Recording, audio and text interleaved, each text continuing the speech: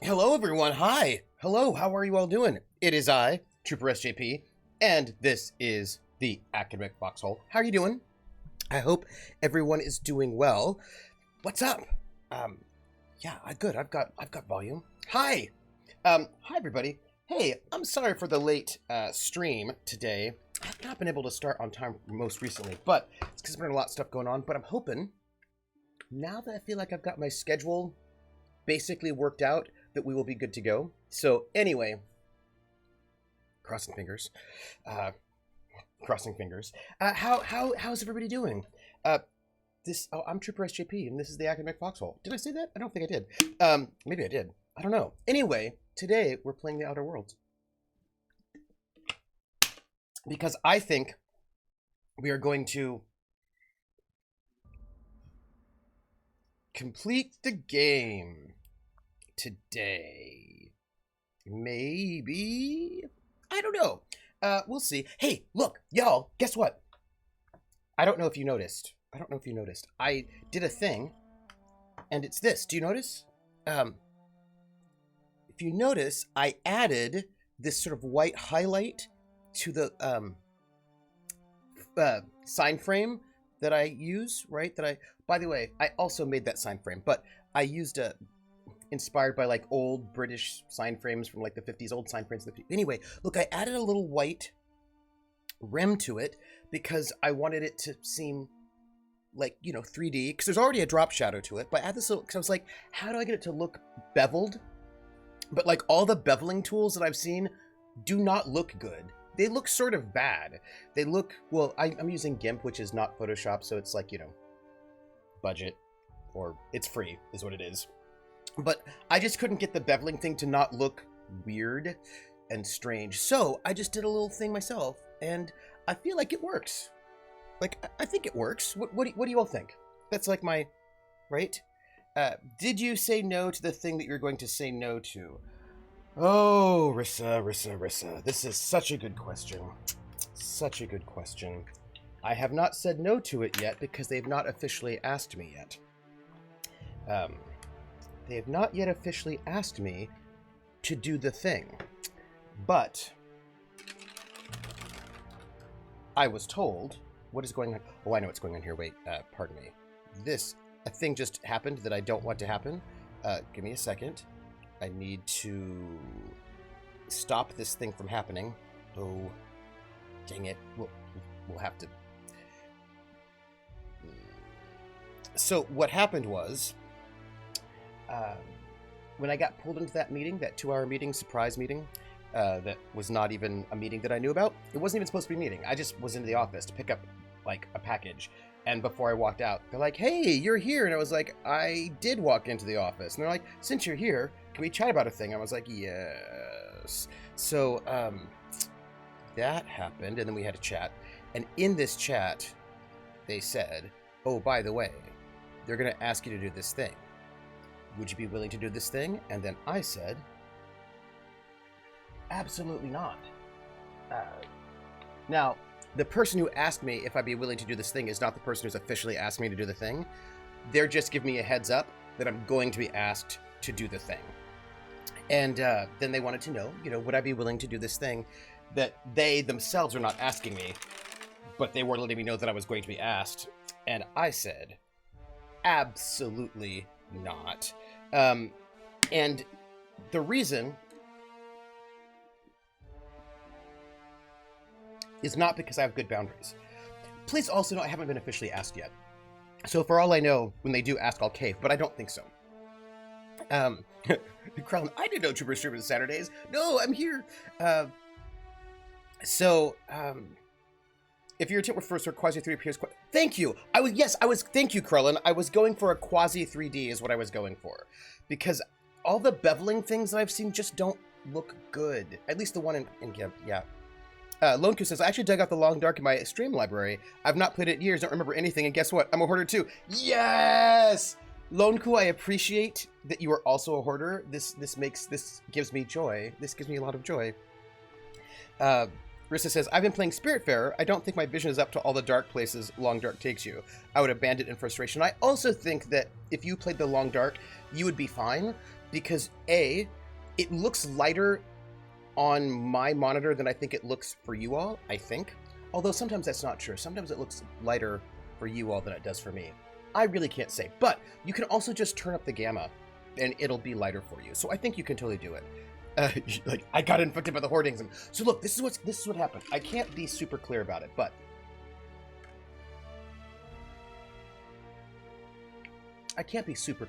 but here's what's what.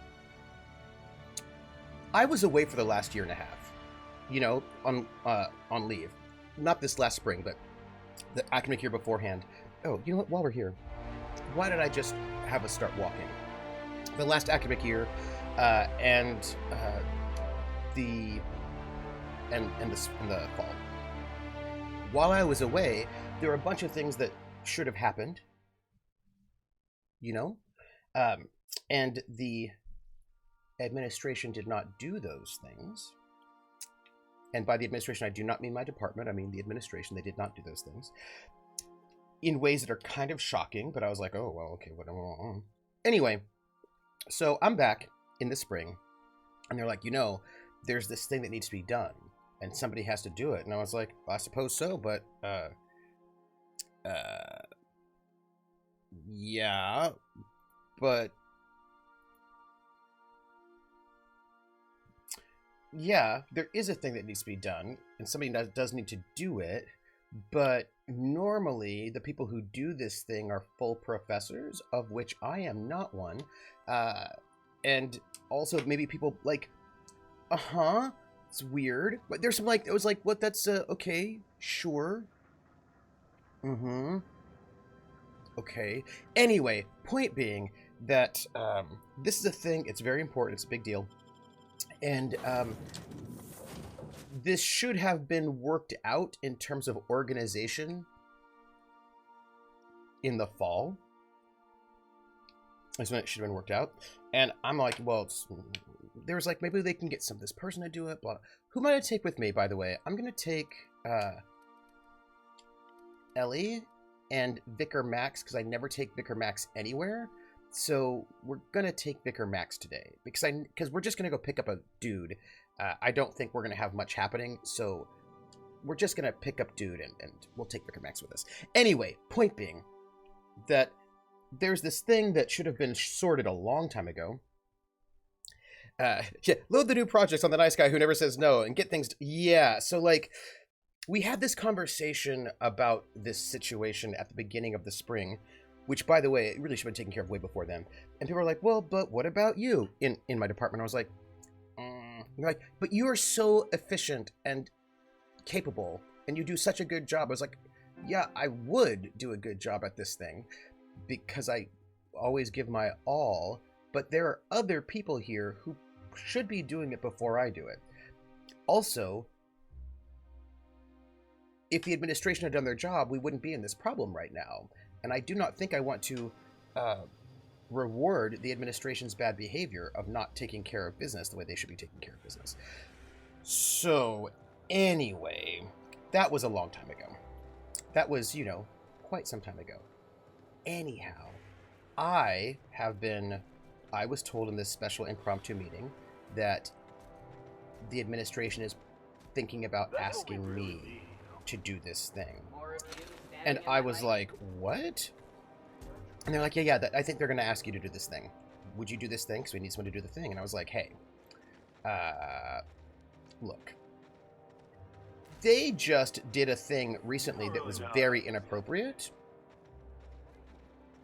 Very inappropriate, I would say. And so, no.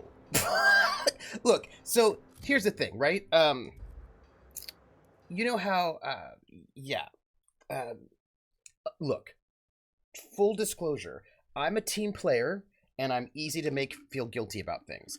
And so if they had put pressure on me to do this thing a couple of months ago, I probably would have said yes, even though I should not have said yes. I probably would have said yes because you can guilt trip me and I would feel bad and I'm a team player and all that stuff. I probably would have done so. But a couple other things happened in this last 2 weeks, um, that makes me less inclined to say yes. And also, I need to note that this thing starts July 1st, which means if I did this, first off, they would have to actually ask me, which I have not done yet, but they haven't asked anyone, which is bad. But if they did ask me, they'd probably ask me on Tuesday or Wednesday, which would give me about 2 weeks to become to get trained to do this thing, which would involve probably being in the office every day, 9 to 5, before the whole thing starts on July 1st, which does not give me a lot of time to do work on my research. So I'm going to say no. Just want to say no. Time of Gift says, at this point in the semester, we need someone to make a feudal jester. Trooper SJP. Yeah, after the art, the ref's going to be on the fringe. Mm-hmm. Mm-hmm. The thing is, doesn't it hurt you seeing other people doing the job and they think it can be done much better? Here's the thing.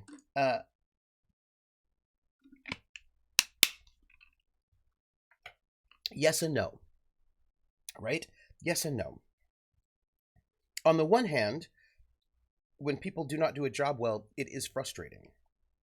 But on the other hand, when I was in the Army this one time, right, we had this thing where everybody would rotate. Like, if there was a thing, let's say there was a thing that, like, nobody really, really wanted to do, but it had to be done, we would just rotate, is what we would do. We would rotate and everybody would do it. And that's how it is, right? Like, we're all a team together, and being part of a team means that everybody does the thing that nobody wants to do. We just all take turns doing it. And when it's your turn, you just do it, right? And then you pass it on to the next person and they do it, right? And everybody just does it. We just do it as a team, and that's what being a team means. But a thing that I have noticed in not the Army, because in the Army you just say, okay, it's your turn, that's it, and you just do it. Everyone just does it, right? But what I've noticed in the not Army is selective incompetence. There are people who will just not be good at doing this thing, and so then they never have to do the thing. And the thing that everyone should do in a rotation becomes something that only like 2 or 3 people do over and over again because they're just so good at the job, and I'm just so incompetent. And I do not think that's cool, because we're all academics, we all have PhDs, we can all do the thing. We can all figure out how to do the thing. Come on now, right? Do you see what I'm saying? I just feel like what ends up happening is that some people decide they just don't want to do the thing. And so they kind of just make themselves very bad at it in order to not have to do the thing. And then people reward that behavior by not having them do the thing. And I just don't think we should reward people who are not being team players that way. This is what I'm saying. This is what I'm saying. Rissa says, there's an old saying, a lack of planning on your part does not constitute emergency on my part. You know, Rissa, this is a true statement. Also, hey, Ice Bunny, they're going to try to make it an emergency on our part, and I just do not want to reward their bad behavior. Yes. Lunker says, okay, question would be, is it a job like doing the laundry or something that has an important impact on all of you in the future? It is a job that has an important impact on all of us in the future, which is why they should have taken care of this at the beginning of the year, right? Because here's the thing. All of this could have been avoided. All of this could have been avoided last year. Like, we all knew this was coming. We all knew it was coming. We all knew we needed somebody to do this job.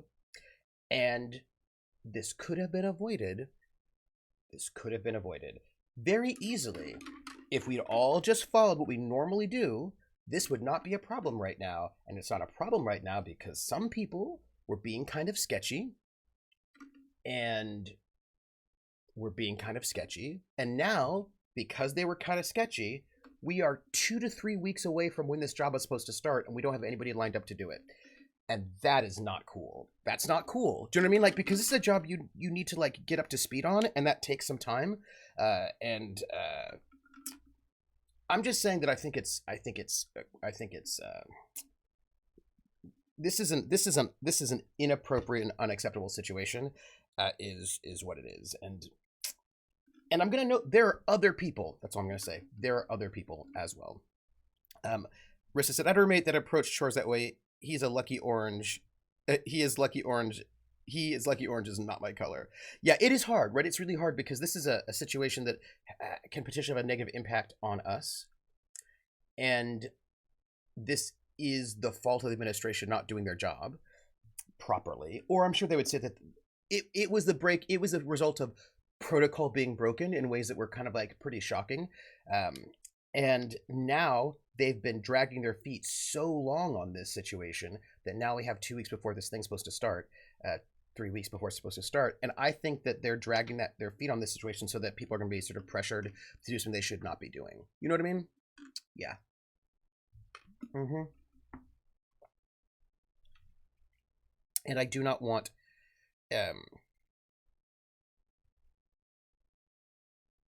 he is not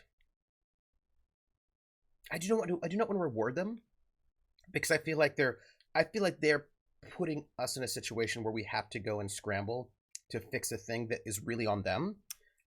And I just think it's kind of messed up.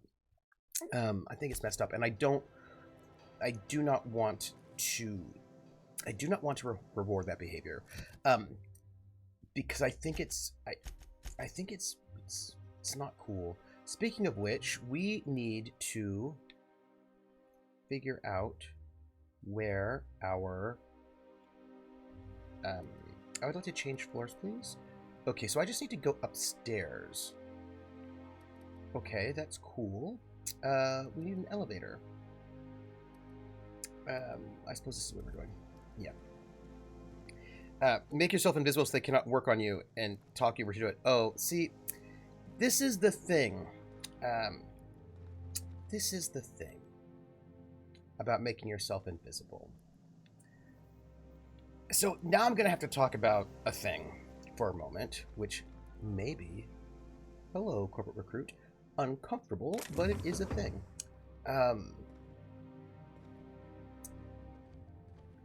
Very often, generally speaking, marginalized people in the academy end up doing more service than other people. What is this? It's a toss ball. Huh. It's interesting. I should maybe think about that. So marginalized people end up doing more service in the academy than people who are not marginalized. And why is that? Why might it be that marginalized people do more work and more service? There are many reasons for this to be the case. Wait, what does that say? Warning, access to this area is restricted. Okay, that's cool, thanks. Now, please note, if you're doing more service, that means you're writing less, right? The more service you do, the less time you have to write. So, please keep this in mind.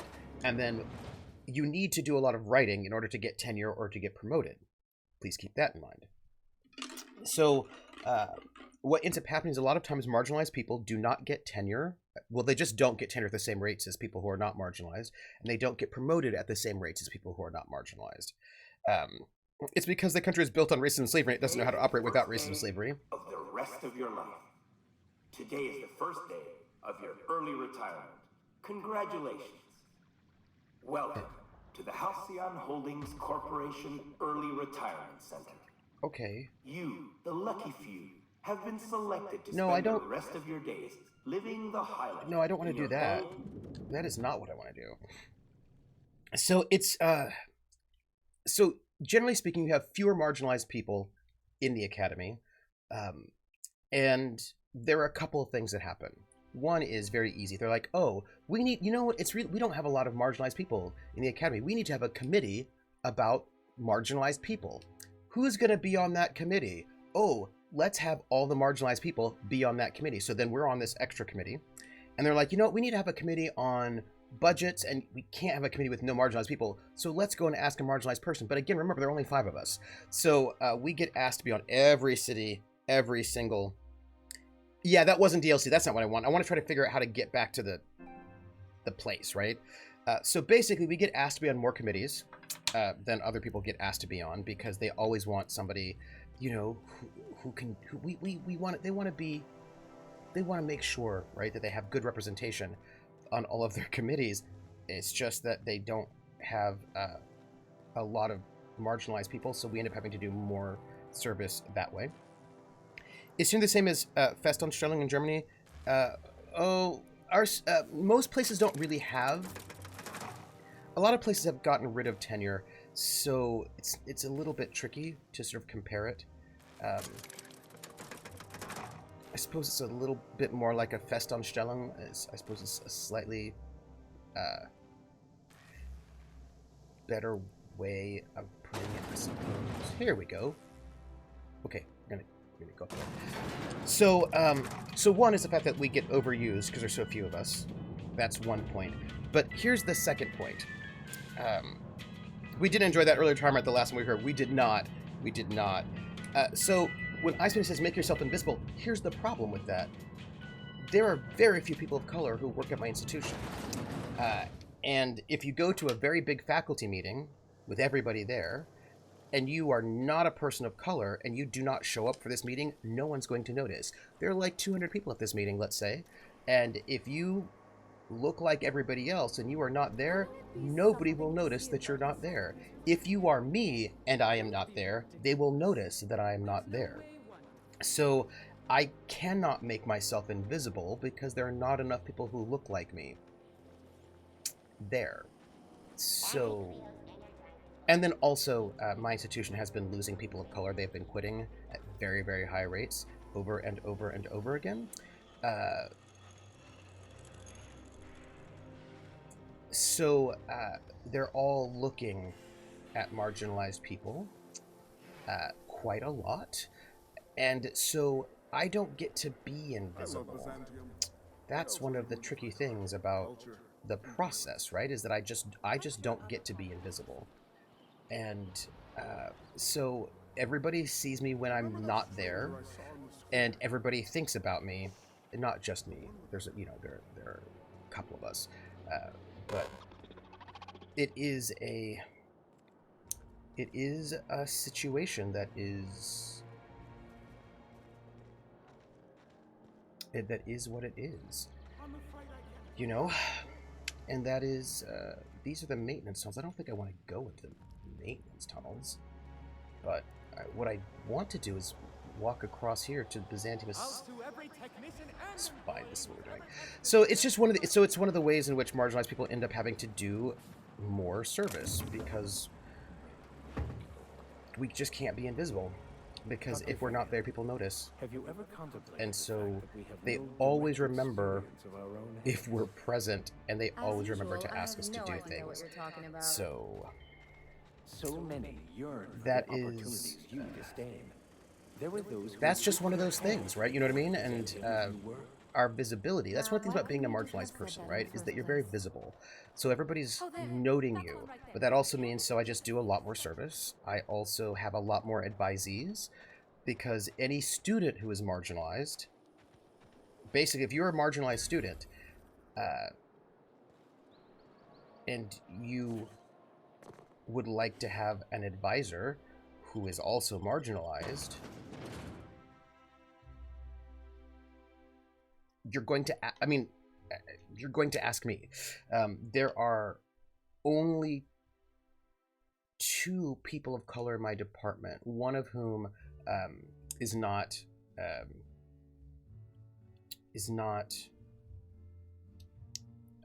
an academic, I suppose is the best way to put it, right? So when you need academic advising and you are a marginalized person, you're basically just going to ask me. So I get a percentage of all the regular students, and then I get all the marginalized students. Welcome to the Musgrave Family Collection. Still a work in progress. Oh, thanks. I will also note that I end up being the advisor for people outside of my department who are marginalized, because there are marginalized people who are not in my department, and there's so few faculty of color. Will you be my advisor? And I'm not even in their department. So I do a lot of advising because, right? And then do a lot of extra service. And I cannot hide and become invisible because I'm too visible. So I end up doing a large amount of service, both official and unofficial, that then slows my writing down. And not just me, other marginalized people as well. And so then my colleagues who are not marginalized have all that extra time. right? And especially because they're the ones who are more likely to have selective incompetence. We're like, I just can't do paperwork. Oh no, and so then they don't have to do a bunch of things, and then but instead they do all their writing, and then they get promoted, right? So it's just one of these things where, it is. I have to eat food, not me, but my person. That's just kind of how that's part of. I don't even know what we do with, like, I've got all these cigarettes. Why would I be smoking cigarettes? These things do not seem to be healthy for you. You know what I mean? They seem to be bad. Well, it's fine. We'll just use this. I hope that it'll get rid of my... It does not. So we just learned something. We learned that drinking things does not count to clear your hunger, because apparently you have to have actual food, which is surprising to me, but that's okay. That's okay. Let's just have this frozen dinner. It's fine. That is fine. Yeah. So that's like one of the sort of trickinesses about it. I'm afraid it's already over. Only thing going on behind those doors is good, old-fashioned lawful behavior. This greeting constitutes your confidentiality agreement. You hereby agree not to disclose the location or existence of these events. Thank you for cooperating. That sounds mysterious to me, doesn't it? I'm going to say, I'm going to lie. It sounds good to me. Oh, that's just so encouraging to hear. I'll just go ahead and add your comment to my permanent record. Now then, how can I help you? So weird. Hey, what's with all the secrecy? This place isn't exactly hard to find. We find that our clients enjoy the appearance of participating in illegal activities. Secrecy contributes to a feeling of indecency.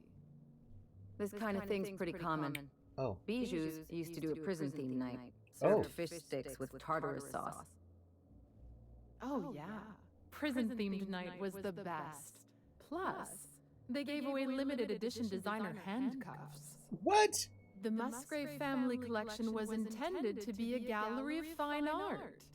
And here we are, using this place to practice semi-legal canid shows. Scandalous, isn't it? Is it? You know, you said this place was supposed to be an art gallery. What happened? That's privileged information. I really shouldn't tell you. Yeah, but I work for the adjutant. You can tell me. That's a fair point. All right, I'll tell you. But just keep this between us. The Musgraves own one of Earth's largest private collections of art and literature. They were going to have the entire collection shipped all the way to Halcyon. Unfortunately, that collection never arrived. We haven't heard anything from the delivery convoy, and there's some purely hypothetical concern that the collection might be, well...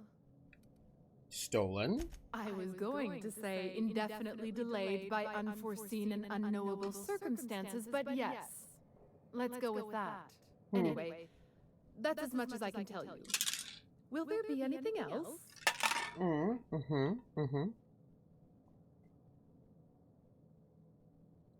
I'm looking for Clarence Mostly. Mr. Mostly is indeed attending our event, although I am disappointed to discover he did not officially enter his canid La Place into our competition. You should find Mr. Mostly just inside the prep room. Head inside and take the door to your left. Okay, thank you. Inside, door to the left? Okay, I got it. Are these things I can take? Yes, they are. I'm just going to take the lemon slap and the nanner spank. That sounds a little questionable, but you know what? Hey, not even worried about it. I am just wanting to see if there's anything here that maybe I need to have as a person who sometimes... Oh, hey, a cigarette lighter. Just take that. I mean, I don't want to smoke the cigarettes. Ooh. I'm gonna save right now. Just gonna save because I'm feeling like I'm gonna break into that place, and if I'm gonna break into it, I should probably save first. Yes. Also, I had a thought, but I'm gonna share that with you in a second. But I'm also gonna just pick the lock. It ain't stealing if no one sees. Apparently not. Hey, look, I'm just gonna take all that stuff because apparently it's fine. Look, it didn't say it wasn't fine, so it doesn't. So it's fine. It's fine. How can you advise and feel that is not yours? Is that a disservice to the student? No, for undergraduates it's different. It's really surprising because you're now used to scrounging the long dark. Yeah, it's true. So it's the reason why there's like a number of reasons why it's actually not that big of a deal. One, undergraduates are not the same as graduate students. I couldn't do that for a graduate student. Two, I'm affiliated with a number of departments. Like I'm in music, but I'm also affiliated with like film studies, race, colonialism, and diaspora studies, women, gender, and sexuality studies, film and media studies, American studies. Like I'm affiliated with a number of programs. So just hear me out. It's a brilliant idea. yeah. Is this about canid hunting? We've been over this before. It's a terrible idea. Canid hunting is the natural evolution of canid shows.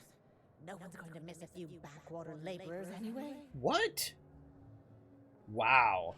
Okay. Yeah, but also just generally speaking, a lot of undergraduate advising is basically like which classes are you taking? Are you meeting all your requirements? And next year I'm going to be doing some pre-major advising. So normally you only advise, like you do major advising only for people in your field, but I'm attached to like 4 or 5 different fields in addition to my home field. So there are a bunch of people who will ask me to be major advisors in a lot of different fields because I'm attached to a bunch of different places.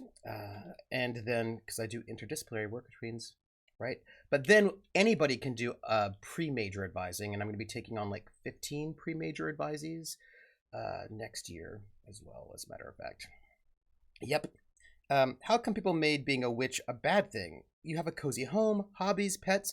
No one knows how many and how they find their way to the house. Mode of transport that doesn't require fuel, a broom, and you can wear whatever you damn please. Seems like a good idea to me. I feel like it's a great idea. I'm in favor of it. Also, look, Volus, you brought up a thing that I need to bring up because it was a thing that I never really got. Like, do you know when you like watch television and there's a premise to a show and you just fundamentally don't get it, right? Because it was a woman doing all those things. Yeah. So speaking of women, this is what I wanted to say. So here's the thing, right? You know, right? You watch a show and you're like, I don't get the premise of this show. It doesn't make any sense to me. And that show would be Bewitched. The whole premise of the show is that Samantha is a witch and she has magic powers, like actual magic powers. She can time stop things. She can just conjure up an entire dinner. She can like do the nose thing and make the entire house clean without having to do it herself for hours and hours. Like she's got like full on magic that I don't even think a high level D&D magic user has, right? Like her magic seems to be pretty far reaching and high level. She's got a lot of magic. And then she's married to this guy, Darren, who is like an advertising executive in the 60s, whatever.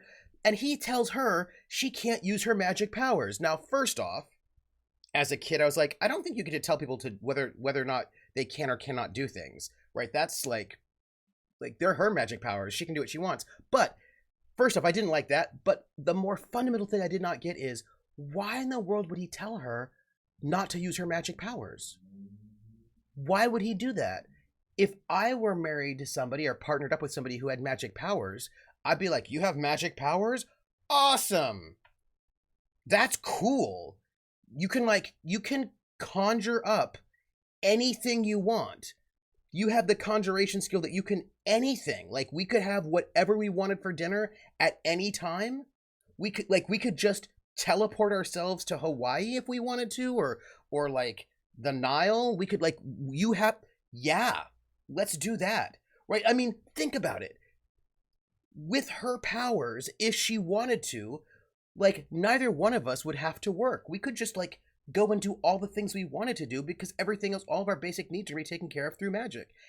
And he didn't want her to. I understand there's a whole bunch going on there, but, like, for me, it just never made sense. It never made any sense to me.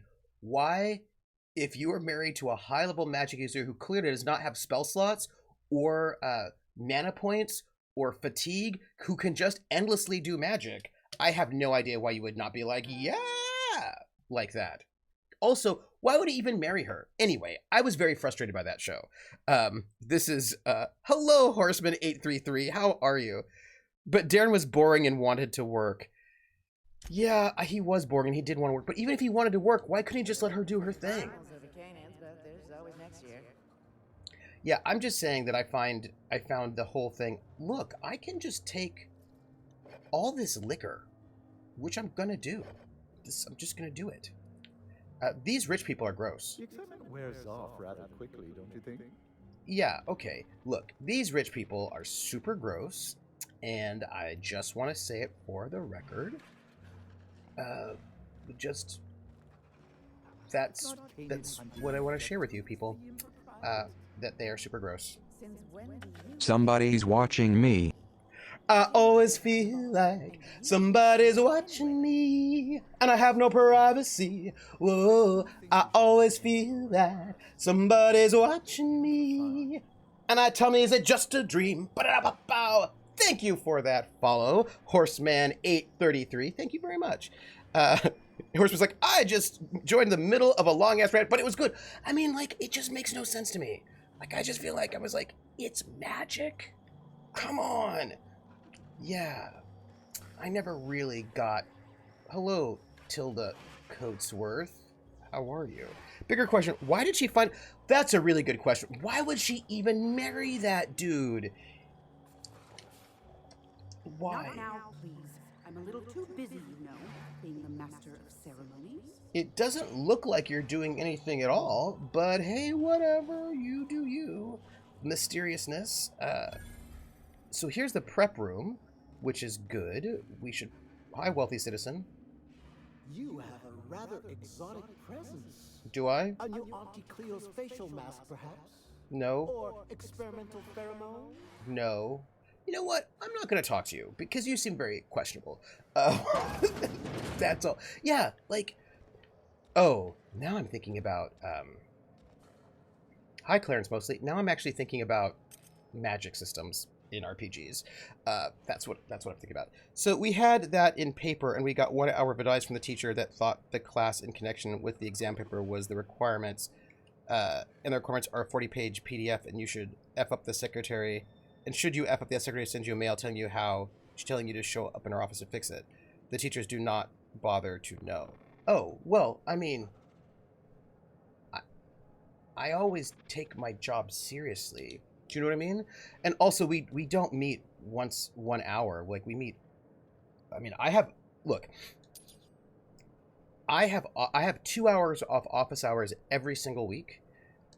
And also, if people need to meet with me outside of my office hours, they can email me, and I will come in special if they need to sort of chat with me. When I have... like pre-major advisees, then I have an extra set of office hours every week to meet with them. And with them, we would meet at least once a week, every week, talking about what's going on in their lives and how they're adjusting to college and if they need anything. And we are very, you do not seem to have the kind of level of advising that we have in the U.S. In the U.S., we... especially at expensive schools, we have very, very active advising. I mean, like, our students at my school, they have a pre-major advisor, which would, let's say, be me, who will meet with them, like, and my students are going to be in my class. So I'm teaching a class in the fall, and my pre-major advisors are going to be in that class. I will see them 2 times a week, every week in class, and then outside of class, I will also see them to talk about whatever they've got going on in their mind. They also have an administrative dean who is specifically there to help them with any kind of anything they have, any kind of problems they have, any feelings they have. So if they need anything from their advising dean is there to help them out.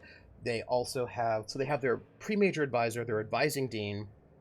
We used to have, for a short time period, extra special transition deans, these 4 deans that were there just for first-year students to help them transition into college if they needed anything at all. So there's 3 different advising deans. Then they get their major advisor, although usually when they have their major advisor, they, the pre-major advisor leaves, the major advisor comes in. And then after that... This unit has been programmed to provide a selection of marginally subversive repartee. Interesting. And then, so our students have a wide variety of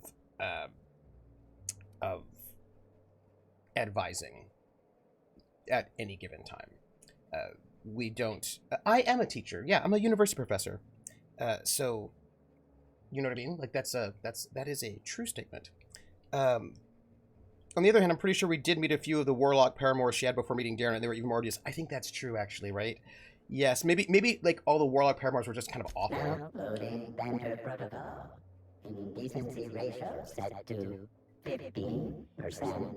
Did you know that Canid reviews in the premises of Byzantium are a violation of board protocol and may result in a fine of up to 400 bits?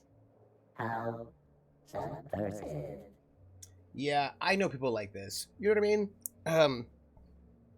I never had that many advisors when I went to college. I'm not even sure I had one. Yeah. Oh, you have a... Thank you. I teach music history, but also I'm affiliated with a bunch of... I do cultural studies and music, generally speaking. Yeah, no, it's really interesting. When I was an undergraduate, we had our major advisor, is who we had. But generally speaking, we didn't have a lot of other... they were like, these are your requirements. Make sure you fulfill them. But that is not where we're at nowadays. At this point in time... a lot of schools... Indecency ratio set to maximum. Now loading banter protocol. Byzantium's glory days are over. It cannot purchase happiness. All pleasure is fleeting. No amount of inebriation will dull the pain of ennui. Wow. This unit's banter protocol has exceeded its maximum allowance of subversive language. Memory wipe initiated. This unit's banter protocol has been erased. Would you like to purchase a drink? Yeah, I'll have a drink. It's fine. And I'm just gonna sell my junk. It's just what I'm gonna do. Horseman says it can be a profession people don't respect sometimes. It's true, actually. And I find it somewhat distressing. You know, people will. I'm sure you've heard that phrase: "Those who can do, those who can't teach." With the assumption being that basically teaching is not a skill. It's not a real skill. But there's often very little respect for teaching as a skill. And that's... Oh, look, I've got a facial cream. Name game. Oh. The name game. Come on, everybody. I say, now let's play a game. I bet you I can make a rhyme out of anybody's name. The first letter of the name, I treat it like it wasn't there. And then a B or an F, or an M will appear. And then I say Bo at a B, then I say the name, then banana, fanner, and foe. Then I say the name again with an F, very plain. Then a fee, fi, and a mo. Then I say the name again with an M this time, and there isn't any name that I can't rhyme. Horseman, horseman, horseman, horseman, banana, fanna, for forceman, fee, fi, mo, morseman. Horseman, the name game.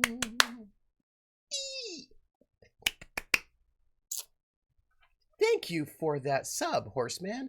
That is a time of gifts. Thank you for that gift sub to Horseman. Horseman, welcome in. You're now officially a battle buddy. You know, you have a Discord if you want to hang out with us. You don't have to be subscribed to be the Discord, but you can if you want to. Thank you. Those who can't teach our headmaster's principles, says Volus. That is awesome. Ice Buddy says, well, general talk, we have students that do student counseling, and, well, kids helping kids was not effective. And I remember I'm a granny, technically, counseling's different, actually. Yes, we also have counselors. In addition, like, all those advisors are just advisors. So most students are going to have about 3 different advisors. If they would like counseling because they're having a mental health crisis, they also get 10 free sessions of therapeutic counseling from our counseling center on campus, which is staffed by professional therapists, right? So we have a counseling center on campus for students who need counseling, and they get 10 free sessions a semester. We have 3 different advisors, 2 academic advisors, 1 general advisor, and we also have like a health center on campus. They have health insurance, so they get health care. The clinic on campus. We also have, in addition to the counseling center, we also have Ears for Peers, which is a peer counseling hotline on the phone. We have a lot of resources. We also have the student accessibility office for people who have learning disabilities or need any kind of student accommodations. They can go there and they can get any kind of accommodation they might need. If we also have a writing center, so if you need help writing, we've got that. Like there are a lot of resources. I think. I would say it's because the school I go to is kind of expensive, but the school that I teach at is kind of expensive. But I actually think it's just part of the way universities are working nowadays, right? Because, yeah, I mean, that's just kind of the trend, right, in higher education is to do... It's one of the reasons why college is so expensive, actually. One of the reasons why college is so expensive, because it's not that they're paying us. It's because we are now in a time and place where people want a lot more of these resources, and those resources all cost money. So one of the reasons why college is more expensive nowadays is because, you know, we want to have an accessibility office and we want to have more advising and right? So, you know, it's just kind of how that one goes. Clockwork says, it's funny, a friend of mine works at a university hospital, and there's a real struggle with specialists who excel in their field but have no skill in teaching others how to do it. Yeah. Yeah, we have SPS2, but they are as fast as a sloth. Well, I'm not going to finish the entire game, but I feel like I'm going to get... Hey, Maverick Johnston's newest star. I've got a question for you. What? Do you know the interesting thing about Kanan shows? What? No, but I have a feeling you're about to tell me anyway. Good instincts. Mathematically speaking, the interesting thing about Kanan shows is this. They're an exercise in futility. Winning is predetermined. Over time, the inevitable trend is that the race goes to the swift. Time and chance are just statistical outliers. In other words, if you put enough Kanans through enough trials, the one with the most optimal attributes generally wins. Exercise in futility. No, that's how shows work. Clarence Mosley, I feel like you're not getting it. What you just basically said is, you know who win, you know, foot races are futility. Why? Well, because the one who's fastest is always going to win. You're like, well, but that's what you're, yeah. That's all I'm going to say about that. Hello, Slime with the, how are you? Welcome in. I've seen you before. I don't know why they said welcome in. You've been here for ages. He's absolutely not finished the game today, Rissa. He's not even... No, I'm not yet, but I'm, you know, moving there.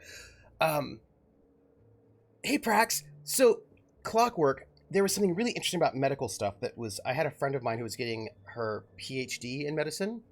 She already had an MD, and she'd gone back to university to get a PhD in addition to medicine. And she told me this thing that I thought was really, really interesting. That they decided that...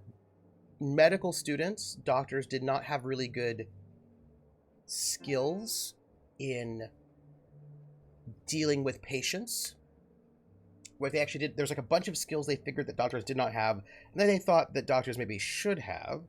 And so what they did was they brought in the the professors from the nursing school, because they knew that the professors from the nursing school that the nurses actually did know how to talk to patients and did have bedside manner and did have a bunch of skills that you get when you actually talk to patients. And the doctors did not have those skills. So they actually brought in the nursing school professors to teach the med students how to talk to patients and how to get those skills, because none of the professors who were doctors had those skills to teach. So I thought that was very interesting. Right? So also, why are you telling me this? Oh, I've been told I should try to socialize more. Oh. Sharing an interesting fact is a proven method of endearing oneself to a stranger. I'm an actuary, you see. Well, not entirely. The actuarial sciences are more of a passion than a profession. So I suppose that makes me mostly an actuary. That's a bit of a family joke. I'm Clarence Mostly. You were the one who had all that trouble back over on Gorgon. Yeah, I know about you, you know. That name sounds familiar. Mostly Fine Furniture Company, right? Yes, that's us. Mostly oak trees, too. My grandfather invented them, you know. Well, no, he didn't invent mostly oaks, but he did purchase the naming rights back during the terraforming days. It's essentially the same thing. Huh. Interesting.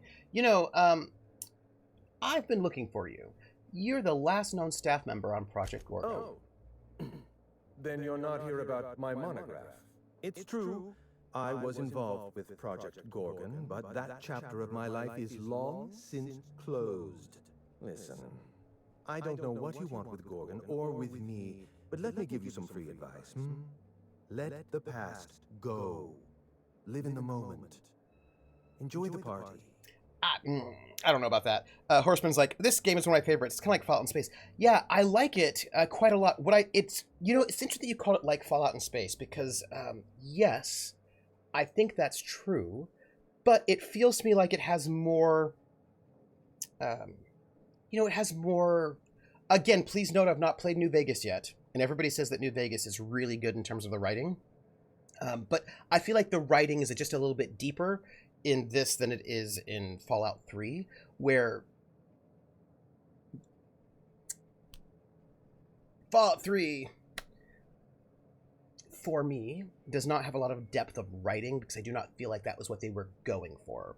I felt like Fallout 3 was about trying to create a space that was really interesting, right? They feel like they spent a lot of their resources on creating an environment because the plot was like, go find your dad, fix the water, was pretty thin and not really, really well integrated to what you were doing in many ways. There were some really great environmental storytelling bits in Fallout 3, although not consistently. Like there were a couple of like abandoned vaults that were really interesting and had little signs of backstories that were kind of neat. But I felt that Fallout 3 was not. I do not think that was the point of Fallout 3. I do not think they're like, you know what, let's go and tell a really big immersive story. I felt they were about like trying to give you atmosphere and environment. So what I like about this is that it is like that. It's got like the cool aesthetics and kind of interesting sort of critique, but it also has got like a deeper story to sort of chew on, is what I would say. Volus says, maybe most doctors and senior surgeons and so on are from the school that believe in, yes, minister's hospital model. Yeah, fully staffed and no patients, no need to be able to speak to them. Fallout 3's writing is not worthy of the Fallout name, but frankly, that's to be expected because Bethesda sucks at writing. I thought they did a really good job with Morrowind, but I don't know how that happened. Do you know what I mean? Like, because Oblivion didn't do it for me in terms of like bringing the story together, like telling let's see, the manufacturer is on emergency lockdown. I need you to help me lift it. You're a bit late. Some mysterious figure already sent me cryptic warnings. I'll say that. Let me hazard a guess. You didn't listen then, no. And you're not about to listen now. Yeah. But Obsidian did New Vegas too, so if you like this, you'll probably like New Vegas. Yeah, and the things I like Obsidian. The first time I ran into them, I think, as a company was when they did KOTOR 2, which I really liked. I understand that they didn't have time to finish it, so that was an issue. But I really liked KOTOR 2. I like what they did with it in terms of conceptually and the way they were working on the writing. They had Alpha Protocol, which was their like original property, which I really enjoyed. I thought that was actually really fun. I like them. I like Obsidian. So I have good feelings about them as a company, and so I'm sure I will like New Vegas. So I just need to play New Vegas. I need to play New Vegas. That's simple. Yeah, that's what it is. I need to play New Vegas. Obsidian did what they're...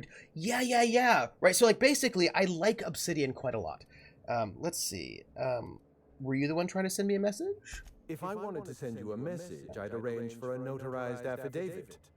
Cryptic warnings and subtle threats are not my forte. Okay. Hey, by the way, didn't Obsidian do...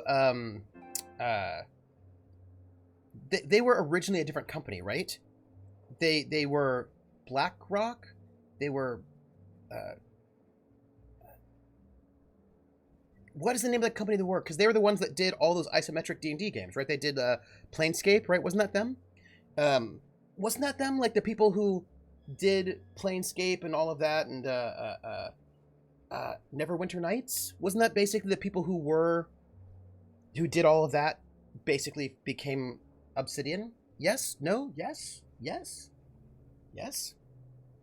Ice Bunny says, my educator training, I had 3 years of practical and theoretical education where we had to plan activities, do them with a group of kids, and reflect on the methods used. When you study to teach high school level, you have 1 semester to learn without trying this stuff with people.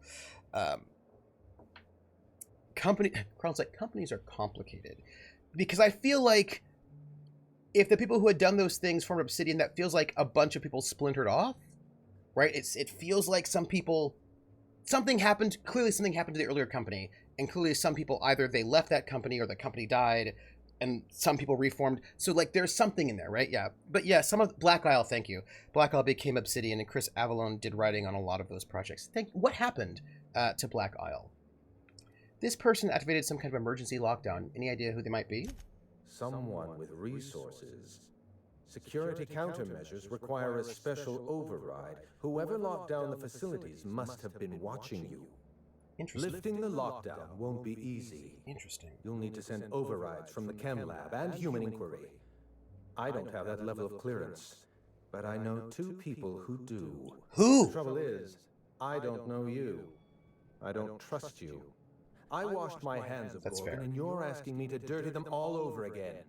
I'm going to need a good reason. So I could just intimidate this guy, but I don't want to. I'm gonna say,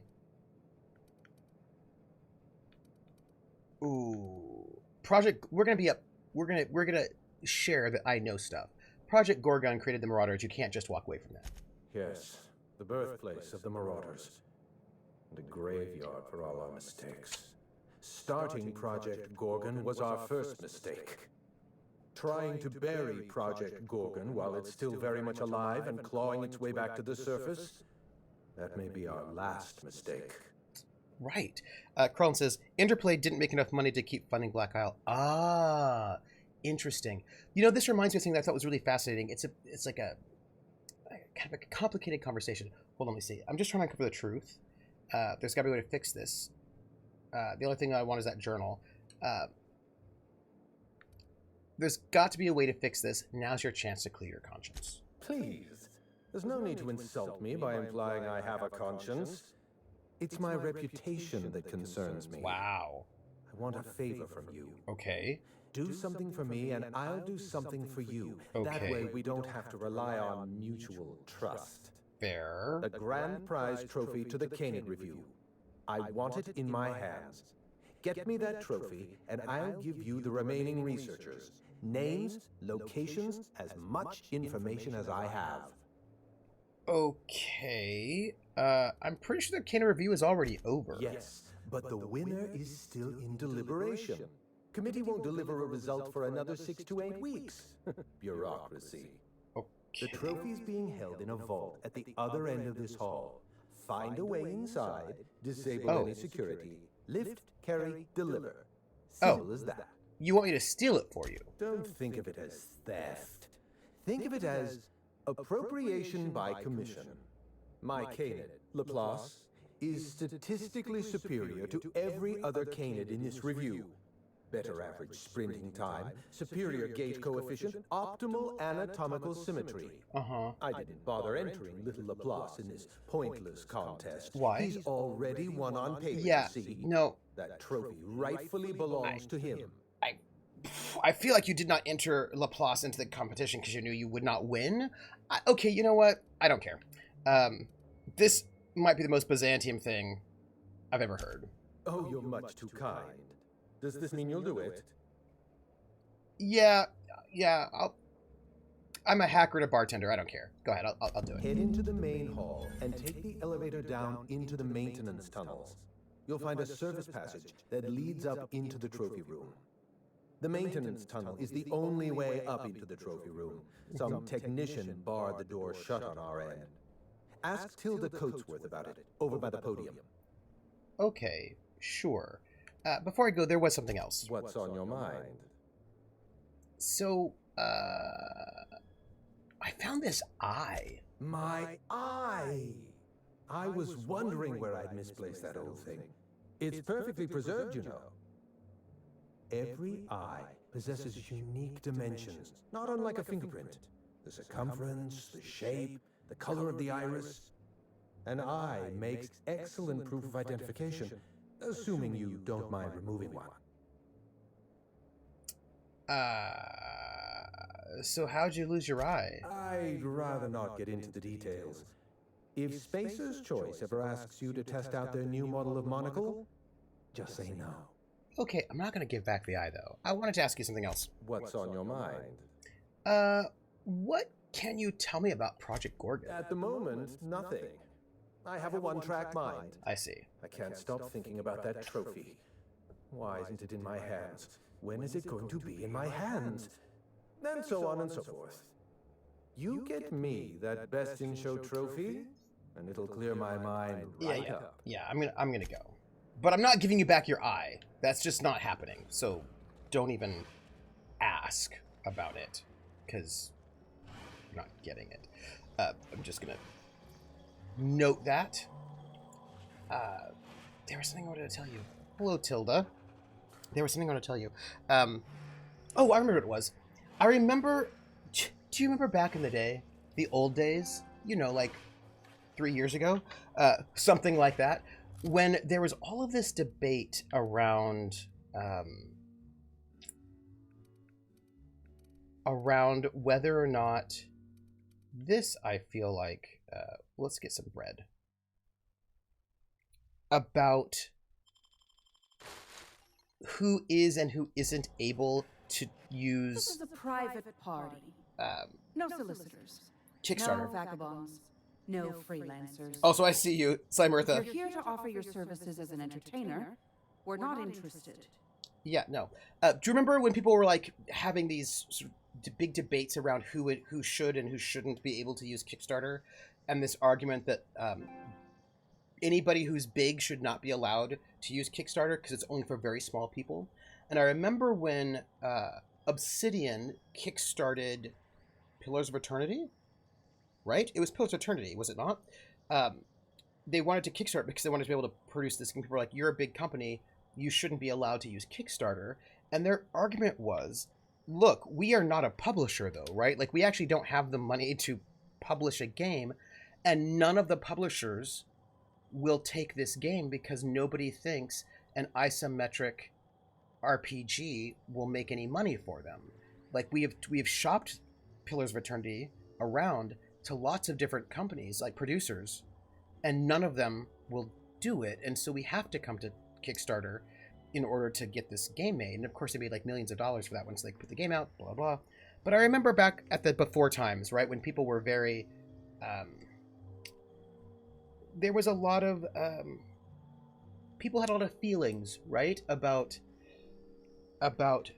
big people funding, using Kickstarter as a funding. But I think what I think is interesting is that a lot of these people who are big people are big people, but they don't have money, right? Like I know that, or they don't have that kind of money, right? They don't have the, at least then. Now people are using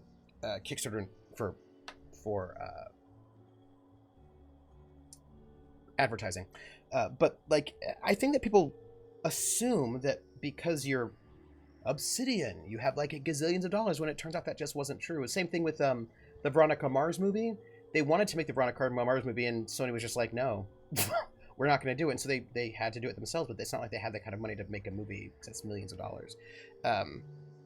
To Victoria and beyond. I see you. Let's see. I was actually here about the Canid review. Unfortunately, you're too late. The review ended a few days ago. We've submitted our results to the Judiciary Committee and await arbitration. In 8 to 10 short weeks, we'll have the name of a winner. Probably. Oh. That gives us 8 to 10 weeks to file a maintenance request. Our technician barred the vault door and then disappeared without a trace. What? Can you believe that? What was your technician doing in the vault? The Musgrave Vault contracted a security consultant from UDL. They sent a technician to install a few security upgrades. Anti-dissident auto mechanicals and the like. I see. That technician barred the vault, but neglected to leave us with a way in from here. He wasn't seen leaving the security room, so I can't imagine where he's gone off to. Isn't there another way into the trophy room? Like, what about the maintenance tunnels? The tunnels are guarded by auto-mechanical security. I don't look nearly boorish enough to resemble a UDL guard, so they'd probably shoot me on sight. In any case, I'd rather not step foot in the tunnels. The tunnels are for disposing of unwanted refuse, and no place for a respectable Byzantine. You know, I can find a way into the vault for you. I mean, you won't have to dirty your hands. Your eagerness to serve your betters is commendable. Is it? Here's a key card. Thanks. It should help you get around inside the tunnels. Thanks. Now, was there anything else? I'd like to get back to mastering over the ceremonies, or people might question why I have this role at all. I'm just going to note that you're not actually doing any mastering. You're not even doing any mixing. I'm going to go because I just fooled you, and now I feel hilarious. Rissa, you wanted to know why I was, how late I'm going to be working, streaming today. I'm going to say 3:30. I've got a meeting at, a phone meeting I have to take at 4 o'clock about this class I'm teaching in the fall. So 3:30. 3:30 is what I say. Yeah, I don't do... Ooh, that's a great hat. I would totally wear that guy's hat. That top hat with a kind of like glowing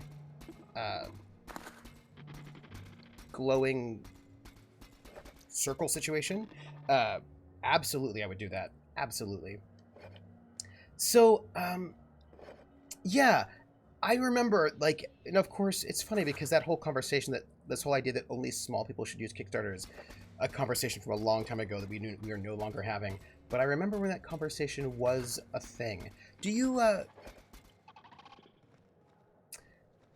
yeah, and part of me feels like,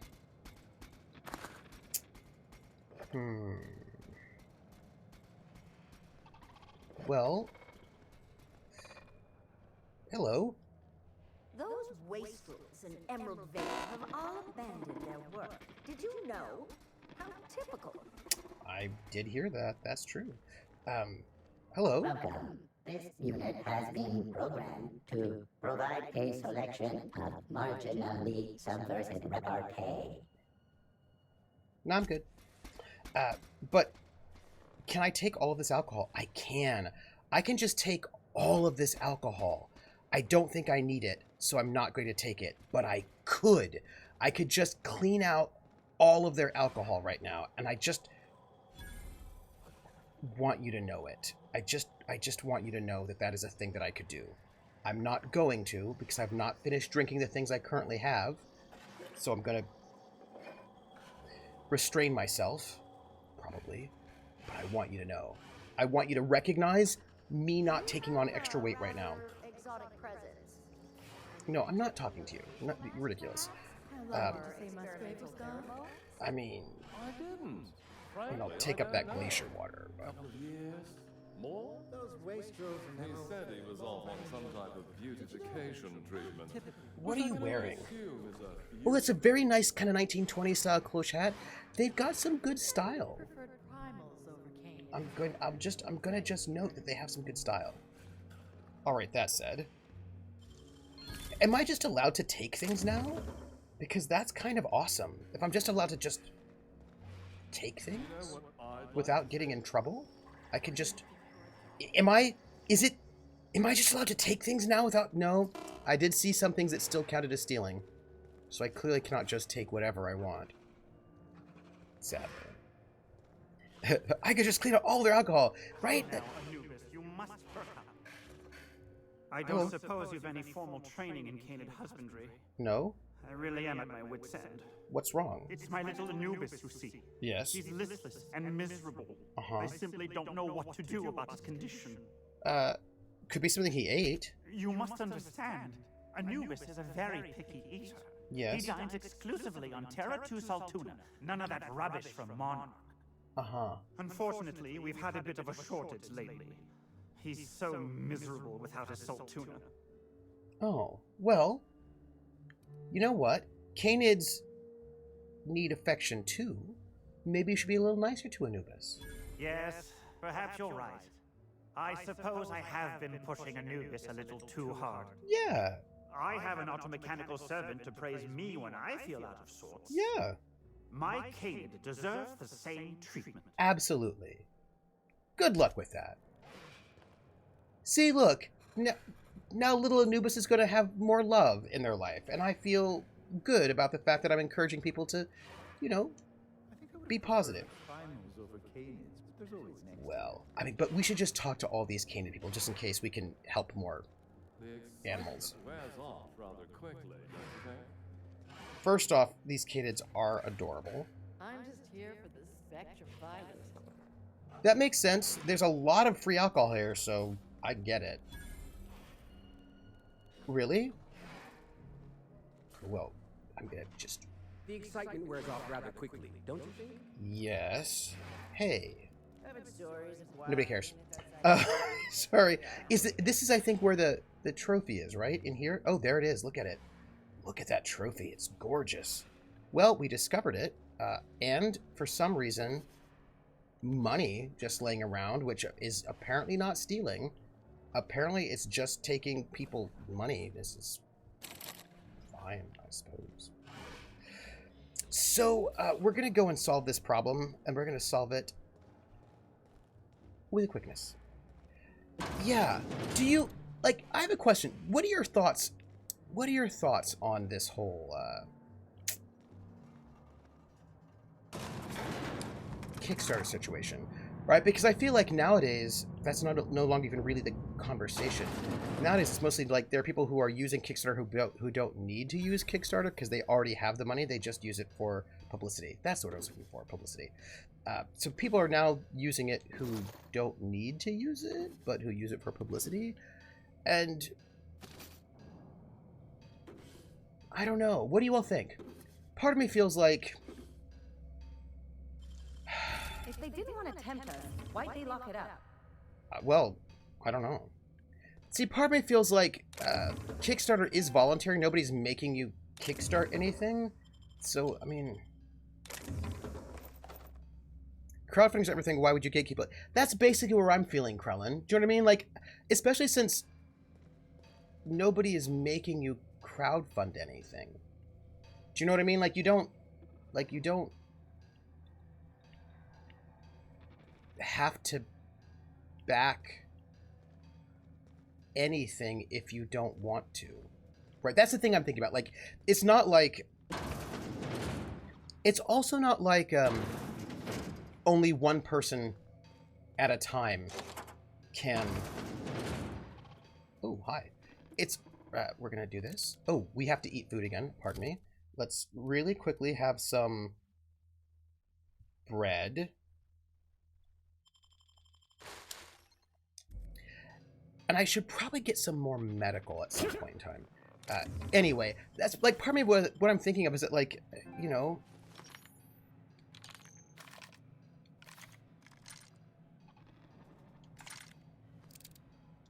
There we go. Yeah, so part of what I think about is, like, it's not like there's only a limited number of Kickstarters that can exist, and nobody's forced to back anything they don't want to, and if you back something that people don't want to back, then they just won't back it. So I'm really not quite certain why it would have to be.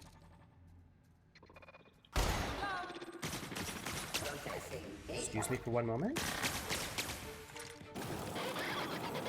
Ooh, cool.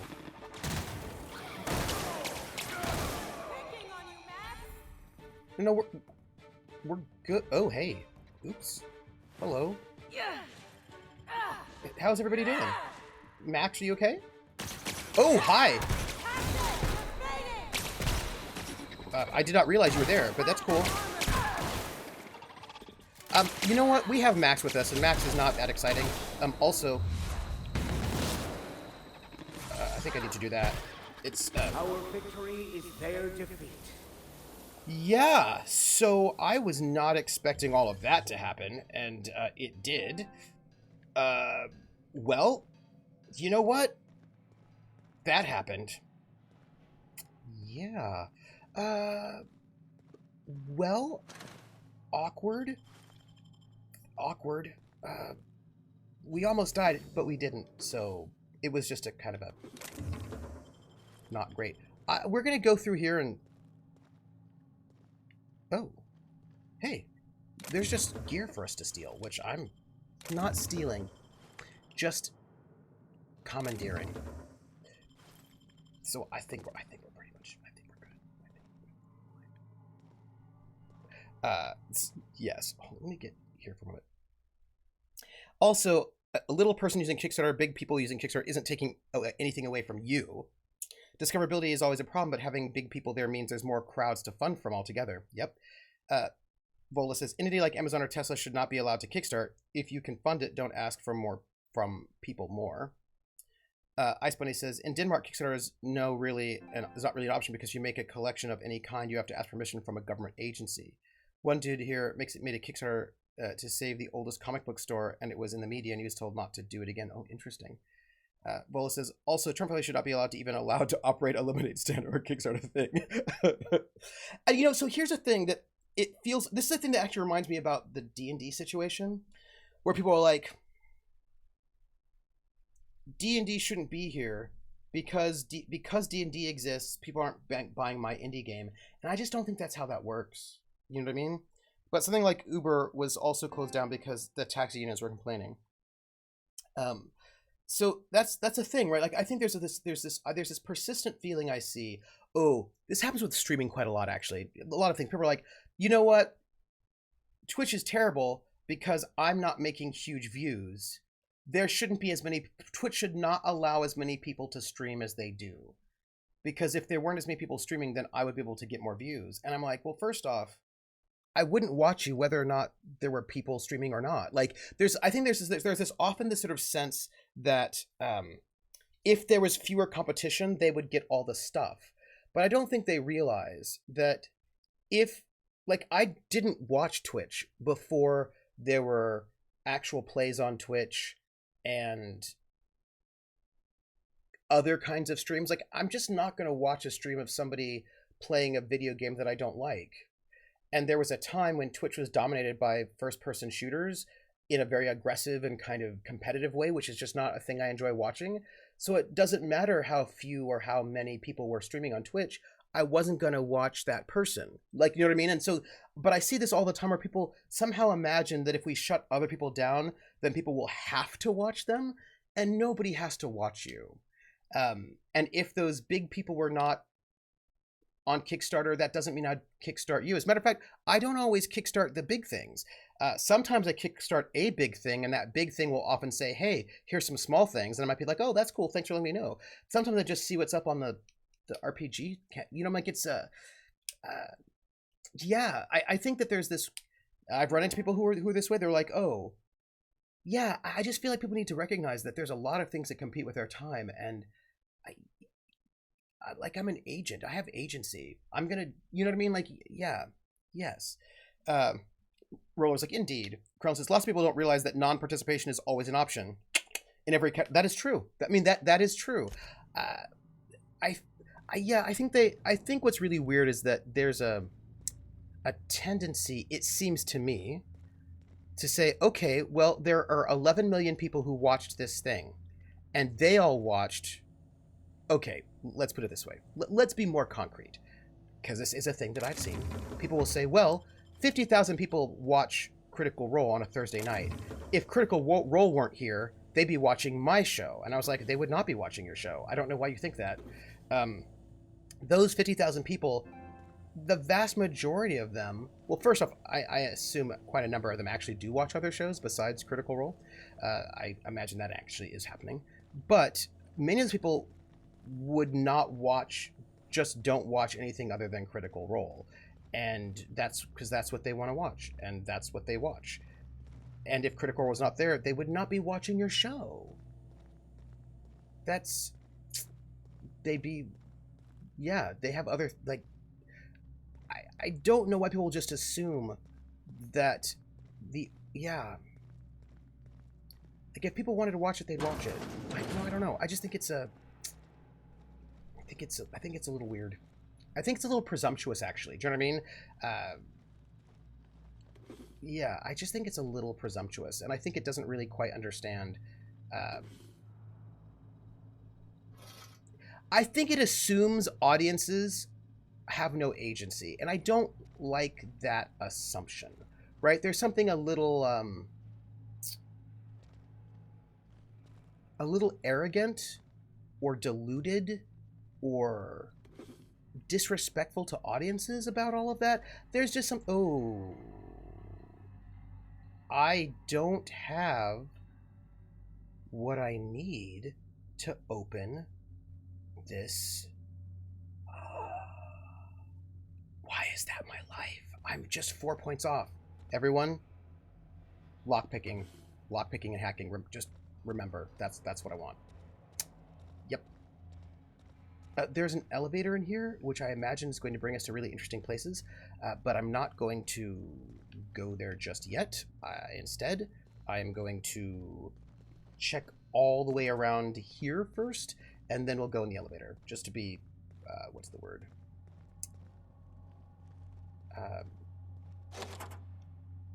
Thorough?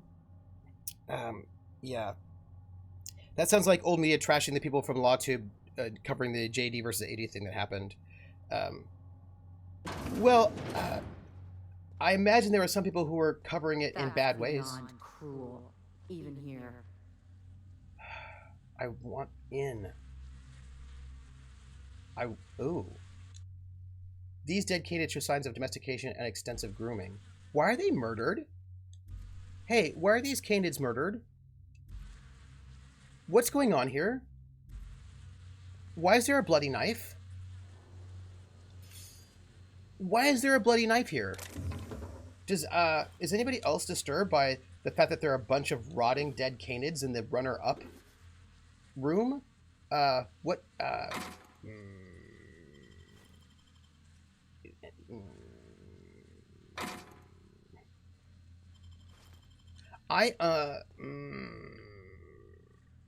Okay, I find your lack of faith disturbing.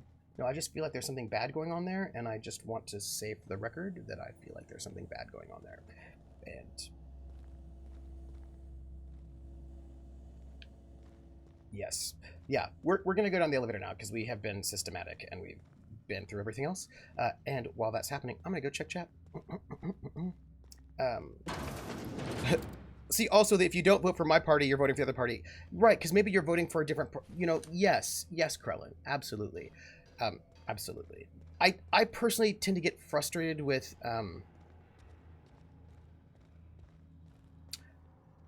I really have no problem for people voting for any party that they believe in, or not voting if they believe in not voting, if that makes any sense. But I always get frustrated when people... stealing from these assholes is its own reward. Is it? Cool. But I personally get frustrated when people make protests that are not effective, right? That, like, basically if you're like, I'm going to go and vote for things I can't steal, it's very frustrating. Like, I'm going to go vote for, I knew a bunch of people in college who were like, we're going to go and vote for Nader because we want George Bush to win so that we can have a revolution. And I just found that really frustrating because if you want Bush to win, then just vote for Bush. Do you know what I mean? But also, there's not going to be a revolution. I don't know what you're thinking. Like, Bush's W. Bush will just win, and it'll just suck for, like, poor people. I've always hated these things. Basically sprats with an attitude. Right? Like, so I just don't... I'm not really particularly fond of protests that don't do what they think they're doing, basically, is what I would say. But other than that, like, you do what you want to do. Like, if you want to vote for whichever party that you want to vote for, I support people. Like, I think people should be able to vote for who they want to vote for, right? And I think that people should, yeah, like I really do. Like, that is something that I value. Even if, like, who you want to vote for is not who I want to vote for, that's okay. You know what I mean? Like, that's fine. I just feel like people should.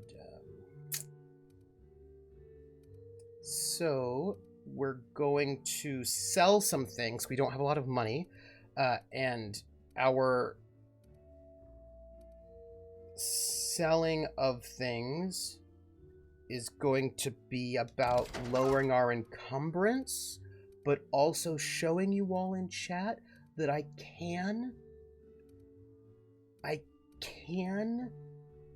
theoretically get rid of things that I am carrying. I can do that. It's not easy, but it is doable. Oh, also, we're selling everything under level 30, right? Like, that's our deal now. Like, we've already decided that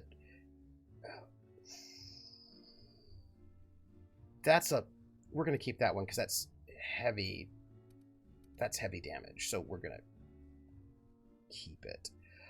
But now these things that have like swirly bits, aren't they special in some way? Like, aren't the swirly bits ones special? Yes, no, right? They are, right? Anyone? I feel like there's a thing, right, where swirly bit things are more special than non-swirly bit things, and so therefore we should probably keep the swirly bit ones. Like, isn't that like a sign of some kind of a special thing? We're gonna keep that because that's doing a lot of damage, as is that.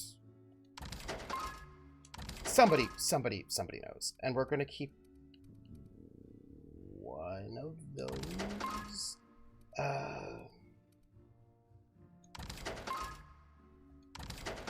I need to look at chat right now. Ooh, level 37. I need to look at chat because chat is going to say something really amazing, and I do not currently know what it is, but I need to know.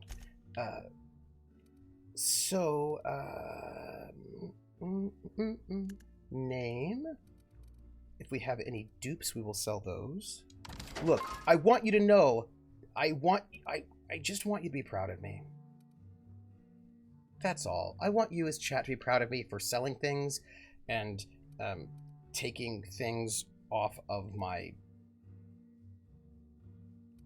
you know. Ta-da! Look, I sold things! Ta-da!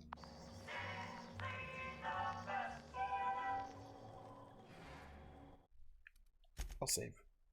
I just, like, I sold things. I got things off my inventory, like I did. Yay! That's all. Let me resume. Here, and let me go stand right in front of him and get right here so I can see, because I apparently, y'all were talking, so I missed some stuff. So let's see. Non-participation is a powerful force, says Wolis. Some people who worked with numbers and stuff had a thing on Casino, and they ate bacon-wrapped shrimp and didn't gamble at all. Casino wasn't happy. Oh, that's so cool, Will. Yeah. Hey, Max, welcome in. Which is like, I find Seer not to my taste, but that's me. I'm happy to watch other streams that should be better. Right, and I feel like that's the thing that people are missing, Rissa. CR is very big, but that doesn't mean that everyone's going to watch it just because it's big. Some people will just not watch it, and some people will watch it but not other things. That's just how, like, people get to make choices. You know what I mean? Beetlewind says, it has been months since I managed to catch a stream, but nevertheless, I feel confident saying to sell some stuff. Beetlewind, I did. I just stole some stuff. I did it. I sold stuff. I did. Critical Role. Yeah. This isn't how any of this work, you protest voters, says Rissa. Yeah. I suppose it's like, are you talking about the artist dude Bush? No. George W. Bush, the president, 43, I think.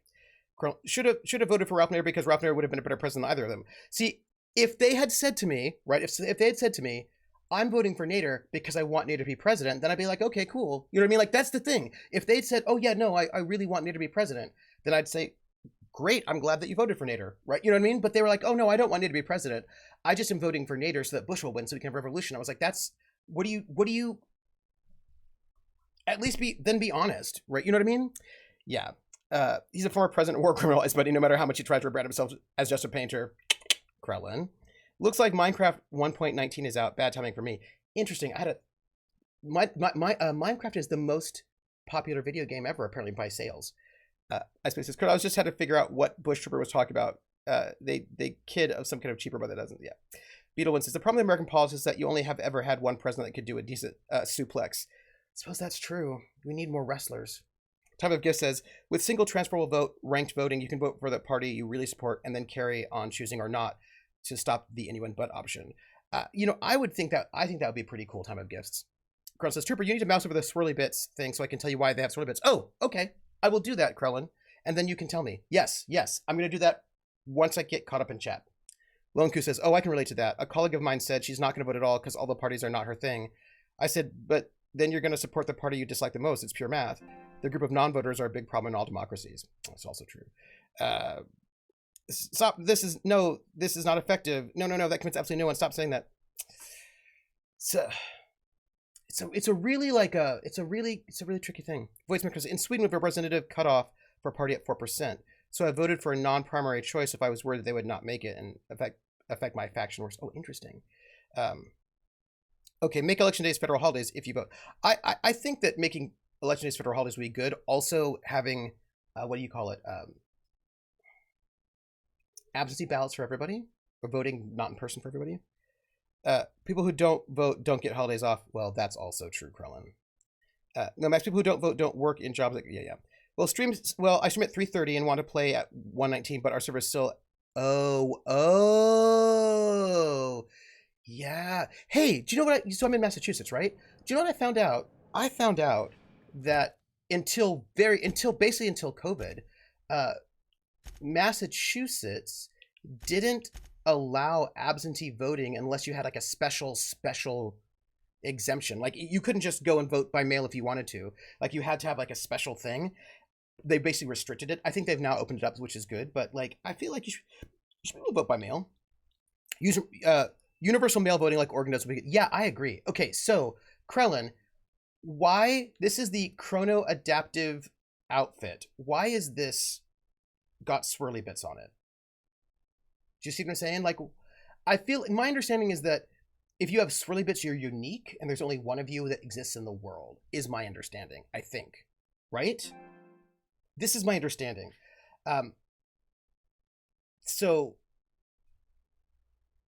But I also think some things are better suited to some people, and I don't know if that's true. California mails about to everyone know. Oh, that's really great. In Germany and France, they have Sunday voting. France will be voting tomorrow in first round of national assembly. Oh, well, toy to France. Well, everyone with an address. Yeah. Make election days holidays and also make it so voting booths are everywhere. Like over here, my town has 30,000 and we have 50 different. Yeah, no, we end up like having not a lot of. I feel like, yeah. So, look, why are some of these things? Yes, I think the swirly bits are unique versions of an item, but that doesn't necessarily make them good. Oh, like a unique level 1 pistol still level 1. Okay. In which case, I'm going to sell everything under level 30 unless it looks really good, I suppose. You know, the careers of 9 out of 13 actors end after their debut serial. Enjoy the fame while it lasts. I don't want to be a serial star. So I found dead canids in the service tunnel. Do you know anything about that? Dead canids in the Yes. service tunnels? Domesticated canids? Yes. Why, that's utterly revolting. You're telling me you had nothing to do with this? I don't think you had anything to do with this, actually. But we'll say that anyway. My dear friend, I would not dream of hurting a canid. Okay. Every canid, regardless of their physical attributes, is a companion to their master. To kill a companion is a profound and unforgivable breach of trust. I'm glad I chose not to participate in this loathsome canid review. I will, however, take their trophy. Sure. Schmelzer asks, can't you upgrade the level of an item if you really like the unique ones? You can, but it gets more expensive the more levels you up it. So if you have a level 19 something and you want to get to level 30, it'll be prohibitively expensive. If you have a level 28 something, you want to get to level 30. Like the first level up is like 50 credits, and then it's like 100, then it's like 200. Then like once you get after a couple of levels, it starts to be like thousands of credits to upgrade them. So it's better to upgrade a higher level item than to try to upgrade a way lower level item, unless that low level item is like phenomenal, but then it gets very expensive. And you can just shove all those things in there instead of carrying them around, so you can feel good about not selling unique items you never get back, while also not carrying around. Yeah, once I get back to the thing, I'm going to drop those things off. He definitely killed those space dogs. Yeah, so one of my dogs is sick. Oh, I'm so sorry. We've been to the vet twice now since midnight. Looks like something she ate, but still very... Ooh, I'm so sorry. Is everything, like... What did the vet say? Good ones. Oh, no, I forgot they put any chili sauce on my kebab, and now I can't... Oh, no. So... Oh, no. I'm sorry. By the way, here's your trophy. My trophy! Look at this thing. Have you ever seen a more garish monument to the boredom of the elite? If only Grandfather Mostly were alive today, I would have loved to wave this trophy right in front of his cataracts. You've got... I hope you won't take it personally when I say I had my doubts about you. Okay. Nothing ever gets done in Byzantium, you see. Competent work is, well, a statistical anomaly. Okay. He's got like he's got familial issues, this guy. By the way, my Wi-Fi network is going to keep coming in and out. It's just a thing. Just know it. Yeah. X-rays are clear and blood work is good. Oh, that's good. Vet thinks it's just upset stomach. She doesn't want to eat. Her favorite thing is eating, which makes giving her the antibiotic anti-inflammatory pills hard to give her. Ooh. Oh, that's rough. Yeah. Oh, I'm so sorry, Max. I hope that she comes through. Side note, I've not lived in Germany for a while. The last time I was in Germany was like 2000, sometime in the aughts. So it's been like 15 years, and I've not had a good doner kebab in ages. And I would love to be back in Germany and have a doner kebab. Like have a really good doner kebab from one of the street stands. That would be awesome. So I would like a doner kebab. I'd like to go during one of the festivals in Augsburg. We have one called the Plera, and if it were the time for the Plera, I'd go and I'd get like some gebrannte Mandeln, which is like these almonds, roasted almonds, but the almonds are coated in like a cinnamon sugar coating, and they're so delicious. So I'd get like some gebrannte Mandeln. Maybe I'd get like some mulled wine, so Glühwein. Maybe I'd get sometimes you can get these I get like a sausage, of course. I get like a really delicious sausage on a roll. Maybe some Schupfnudeln, which are kind of like noodles made by... Schupfen means to like shove. So they're these noodles that are made by making like a dough, like a noodle dough, and then you just kind of like roll them. So they look like kind of like little I don't know. They look like little... They look like joints, I suppose, right? They're little and then you like cook them. They look like little penises. Yeah, little worms, little penises. Yeah. Aren't those kinds of almonds at Renfest too? Maybe. Yes, I think so. Yes. I'm supposed to stop making Ice Bunny hungry. I'm sorry. Sorry about that. I've made her rice and chicken for when she gets hungry again. Oh, I was advised to get her to swallow a pill without wanting to eat it, which actually worked. Oh, okay. Because she's got to get that. I mean, she's got some, like, inflammation going on in her intestines. That won't be good. Beetlewind says, he's a rich elite. Of course he got family issues. Yeah. He's either resentful he was cut from the will, or resentful his parents are still alive and not letting him get his inheritance. You know, all of that is fair. I keep mine to the bargain. I expect you to keep yours. Lifting the emergency lockdown requires overrides from the Chem Lab and Human Inquiry. I know that. Access to those facilities requires authorizations from 2 senior-level researchers. All right. Marion Blakesley, Jasper Lowe. Okay. They went into hiding after the project collapsed, but I've managed to calculate their last known whereabouts within a reasonable margin of error. Interesting. You use statistical analysis to figure out their location? Show me your math. I see you're familiar with my technique. Yes, I am. I'd I'm love a hacker. to show you my numbers, yes. but there aren't nearly enough napkins in this room. I After see. the project shut down, I had to keep my mind occupied. I worked on my actuarial tables, calculated the average lifespan of a Spacer's Choice worker, that sort of thing. I realized some of the researchers had to be alive. I ran some numbers, did a little research, and concluded that the 2 most likely survivors are Marion Blakesley and Jasper Lowe. Uh-huh. Interesting. So, you haven't been able to get Lowe let go of Project Gorgon either. Nonsense. I just needed a good old-fashioned statistical problem to busy my mind. Keeps the faculties lubricated. I wish my perception were high enough, but it is not. So, work fortifies the spirit, isn't that right, Vicar? I appreciate your sense of irony, Captain.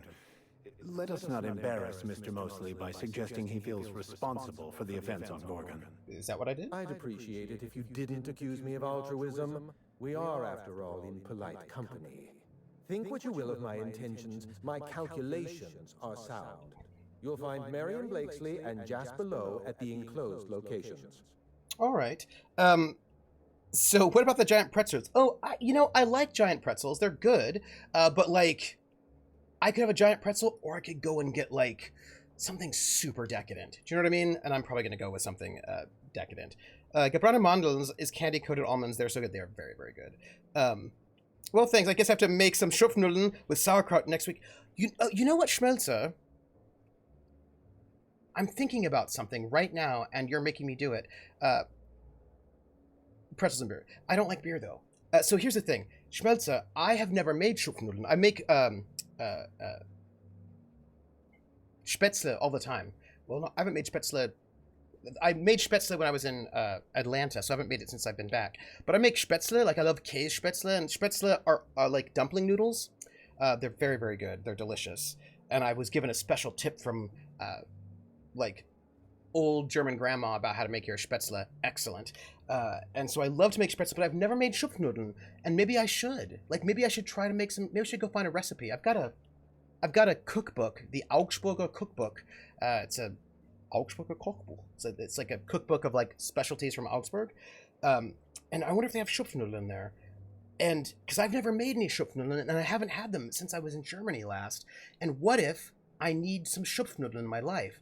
Maybe I should go make some. I'm going to go look up some recipes and see if I can find a good recipe and see what's what. That might be really good. Masters, I also got more bookshelves. I understand this.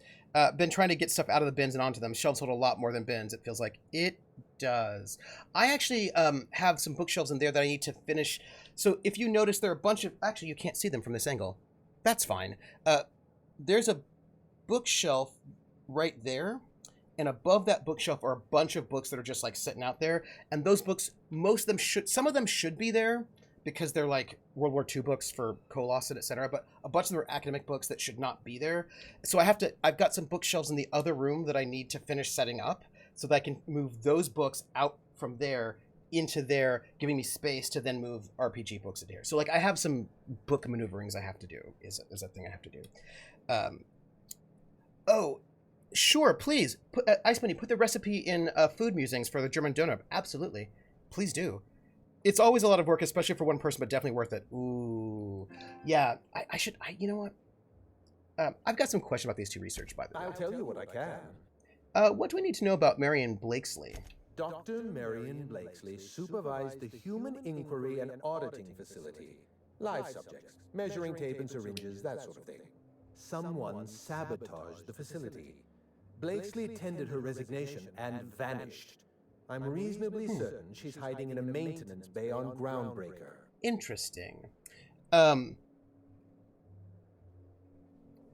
says, I can give you the recipe for UK donor meat. Imported raccoon meat, run over dog, sweepings from the local barber. Beetlewind! But does it taste good? Also, what kind of meat is in a pasty? These are things I want to know. Is a musical donor an Ogan donor? Are you sure it was sabotage? Well, with Spacer's choice equipment, who even knows? That's true. Dr. Blakesley tendered her resignation lawfully, but under suspicious circumstances. If you want to know more, you'd best ask her yourself. Hey, y'all, look, seriously, I think I need to make some Schupfnudler. I think I do. I think I need to make some Schupfnudler. I really think that. Also, I need to tell you all something else. So, you know how I'm like trying to get into my summer rhythm where I like get back to like, you know, cooking food and working out and practicing my banjo and doing all the things. And there's like a bunch of stuff that I have to do that is, what's the word? Like backstory stuff. That backstory is not even the right word. Like I need to there's some stuff I want to do with the stream overlay right now that I feel like, ooh, I have a thing I think I can do. Ooh, I should do that. Anyway, like I want to actually finish setting up, because I'm doing my stream under my stream, my overlays, my OBS scenes in a slightly different way, which is currently what you're looking at. And what I also want to do is migrate over my other scenes that are still using the old way to the new way to sort of compare and contrast them. So I feel like there are a couple of things I can do. And so I want to like basically update most of the stuff. I don't think you'll notice most of it, just little things like the new frame and a couple of different things. I want to go and do that. But I want to like do that. There's a bunch of Koloss stuff I want to do in these 2 months that we have a break. I had a conversation I put out there to the Saints cast. Would they be interested in playing more, like maybe on a weekend earlier in the day, so that maybe when we start back up with Koloss, maybe we could get in the Saints for once a month, maybe twice a month on a weekend. I have to find out if they're down for it, because if they are, then I need to talk to Iffy about getting a second title sequence, and you know, nameplates and getting graphics for the Saints, so I can have them come in and be, you know, a bit, you know, have them in there. And I don't know if we can do it, but if they can, I would be down. Also, it looks like I might be getting Spy Team 67 together for a 2 or 3 shot this summer. So it's coming together. There's still another thing there's still like 2 things I need to work on, but we're on our way there, and I'm very excited about this. Let me see. What about this Jasper Lowe guy? Dr. Lowe described himself as a dazzling genius in his review. I disagreed. Of the 19 criteria that constitute the rubric of genius, Dr. Lowe only met 15. After the project shut down, corporate traded him off to Anti-Cleo in exchange for 5 lab coats. He's been transferred to an orbital lab around Olympus. Wow. Must have been some fancy lab coats. No, Captain. Lab coats, as in scientists. Oh. Is your captain always this dense? How are you all still alive? I live for risk. Let's get back on topic. You'll find Dr. Lowe in an orbital lab around Olympus. Thanks. Let's see. Pasta meat tends to be beef, skirt steak, or minced ground beef. Oh, interesting. Hey, you know, I made a shepherd's pie once with lamb and everything. It was really good, and I should probably do that again. It's just that, like, look, what I do is when I make food, I tend to make between 4 to 8 servings. So then I eat that food multiple days in a row. It depends on what I'm making. Like, some things, like chili's usually 8 servings or things like that. But, like, if I'm going to make chicken, it's probably 4 servings. Anyway, so what I usually do is I make, when I cook something, because it just takes so long to cook something anyway, right? I usually make, you know, between 4 to 8 servings, and then I will eat that for the next 4 to 8 days, and usually like maybe a day or two before I run out of that, I'll make the next thing. So then like I like will alternate for like 4 days and then do the next one. And so I am currently eating tuna casserole as my big dinner, and I think the next thing I'm going to make is chili. And once I do finish the chili, maybe I can make like a shepherd's pie or something. You know what? I wonder if pasties are pasties good to make? Could I make a pasty? Are they deep fried? Like, how do you make pasties? Are they baked? Like, is a pasty a thing I could make? Because I had one once when I went to Liverpool to visit friends. I like had a pasty at some kind of stall, but it was like late at night, and I think it was like a pasty for drunk people, so it was like not the highest quality. But I bet a pasty could be really good. Do I have a good Arabic shops to get some of the ingredients? Maybe. I might do. Probably. Trooper, if he officially works for MCG now, so he doesn't have time for freelancing, he might. I don't know. I can just ask. And if he doesn't, then I'll just work something. I'll just work something out if he doesn't. If he doesn't, I will work something out. If I make chili, I try to make enough to last the season. See? The slow cooker is our friend. I don't have a slow cooker, but I have a fast cooker. I have a pressure cooker, which works the same. Oh,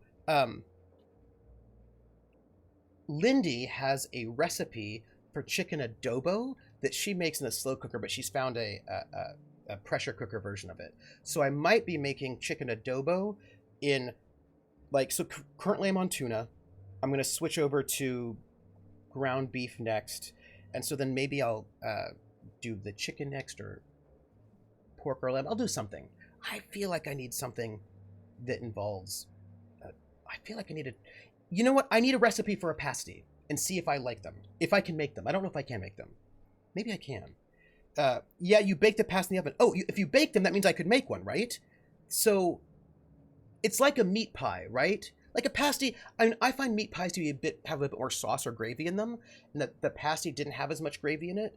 The pasty reminded me a little bit of a pierogi. Remind me a little bit of a pierogi. I know it's because I offered him to legal kimchi for freelancing. He told me he didn't have time. Oh, that's fair. That's fair. How different is a pasty from empanada? Ooh. Good question. I think, and absolutely do not take my word for it, that while UK pasties are baked, Jamaican meat pasties are shallow fried. Oh, interesting. I feel like aren't empanadas fried? Certainly. What's on your mind? Maybe. Also, what can you tell me about Project Gorgon? Let's try to keep it down, shall we? Okay. At least pretend we're being discreet. There's not a lot about Project Gorgon I can tell you. I know that's not what you wanted to hear, but I closed that chapter in my life. I've moved on. Yeah, okay, but I promise I'm not looking for any trouble. I just want information. Look, don't tell anyone I said this. Sure. But if there's anything I've learned by living in Byzantium, it's this. If you go looking for the truth, you are looking for trouble. All right. Ask your questions. And then if you don't mind, don't mention Project Gorgon anywhere near me again. We've got information. We're getting a lore dump. Yeah. Also, I had other things. So Wikipedia for pasties literally says this is a lot like an empanada. Oh, okay. Pasties resemble turnovers from many other cuisines and cultures, including the bridie in Scotland, the bridie, empanada in Spanish-speaking countries, pierogi in Eastern Europe, samosa in India, curry puff in Southeast Asia, and xiaobing in China. Oh. Pasties and empanadas are pretty much the same thing, I think. Only difference is the filling. So, okay, so here's the thing. I've never made any of these. I've never made, like, an empanada or a pasty or any of these things. But I feel like I should try. Right? Although, I'm going to note, I do love a meat pie. Like, I love a good pot pie, because pot pies have all that gravy, and they're very juicy. And I do like empanadas quite a lot, but I find that empanadas are a little bit less juicy. But maybe that's just the ones I've eaten. Like, maybe I do love a good empanada. Like, because maybe they can be juicier. Maybe. Pasties and empanadas are pretty, yeah. So pasty is calzone. Although I feel like a calzone might be different. what level of cooking do you do? Martha, complicated or as easy as possible? I will answer that question in a second. But Beetlewins, I used to live in Xiaobing when I lived in China. Oh, Beetlewins, where did you live in China? Because I did not know that you lived in China, but now that I know, I'm very excited to know this. And I want you to tell me stories about China. Like, where did you live? How long did you live there? How old were you? What was it like?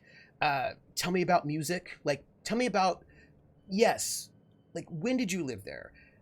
The only cantopop I know is from, like, the 80s and 90s, which is a very different sound than what's going on right now.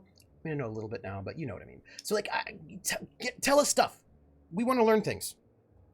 I used to live in, probably because wrap our food in bread is a pretty simple concept. Yeah, also, wrapping food in bread is so practical. Does the name Minnie Ambrose mean anything to you? Minnie Ambrose? Oh, Olivia's brat.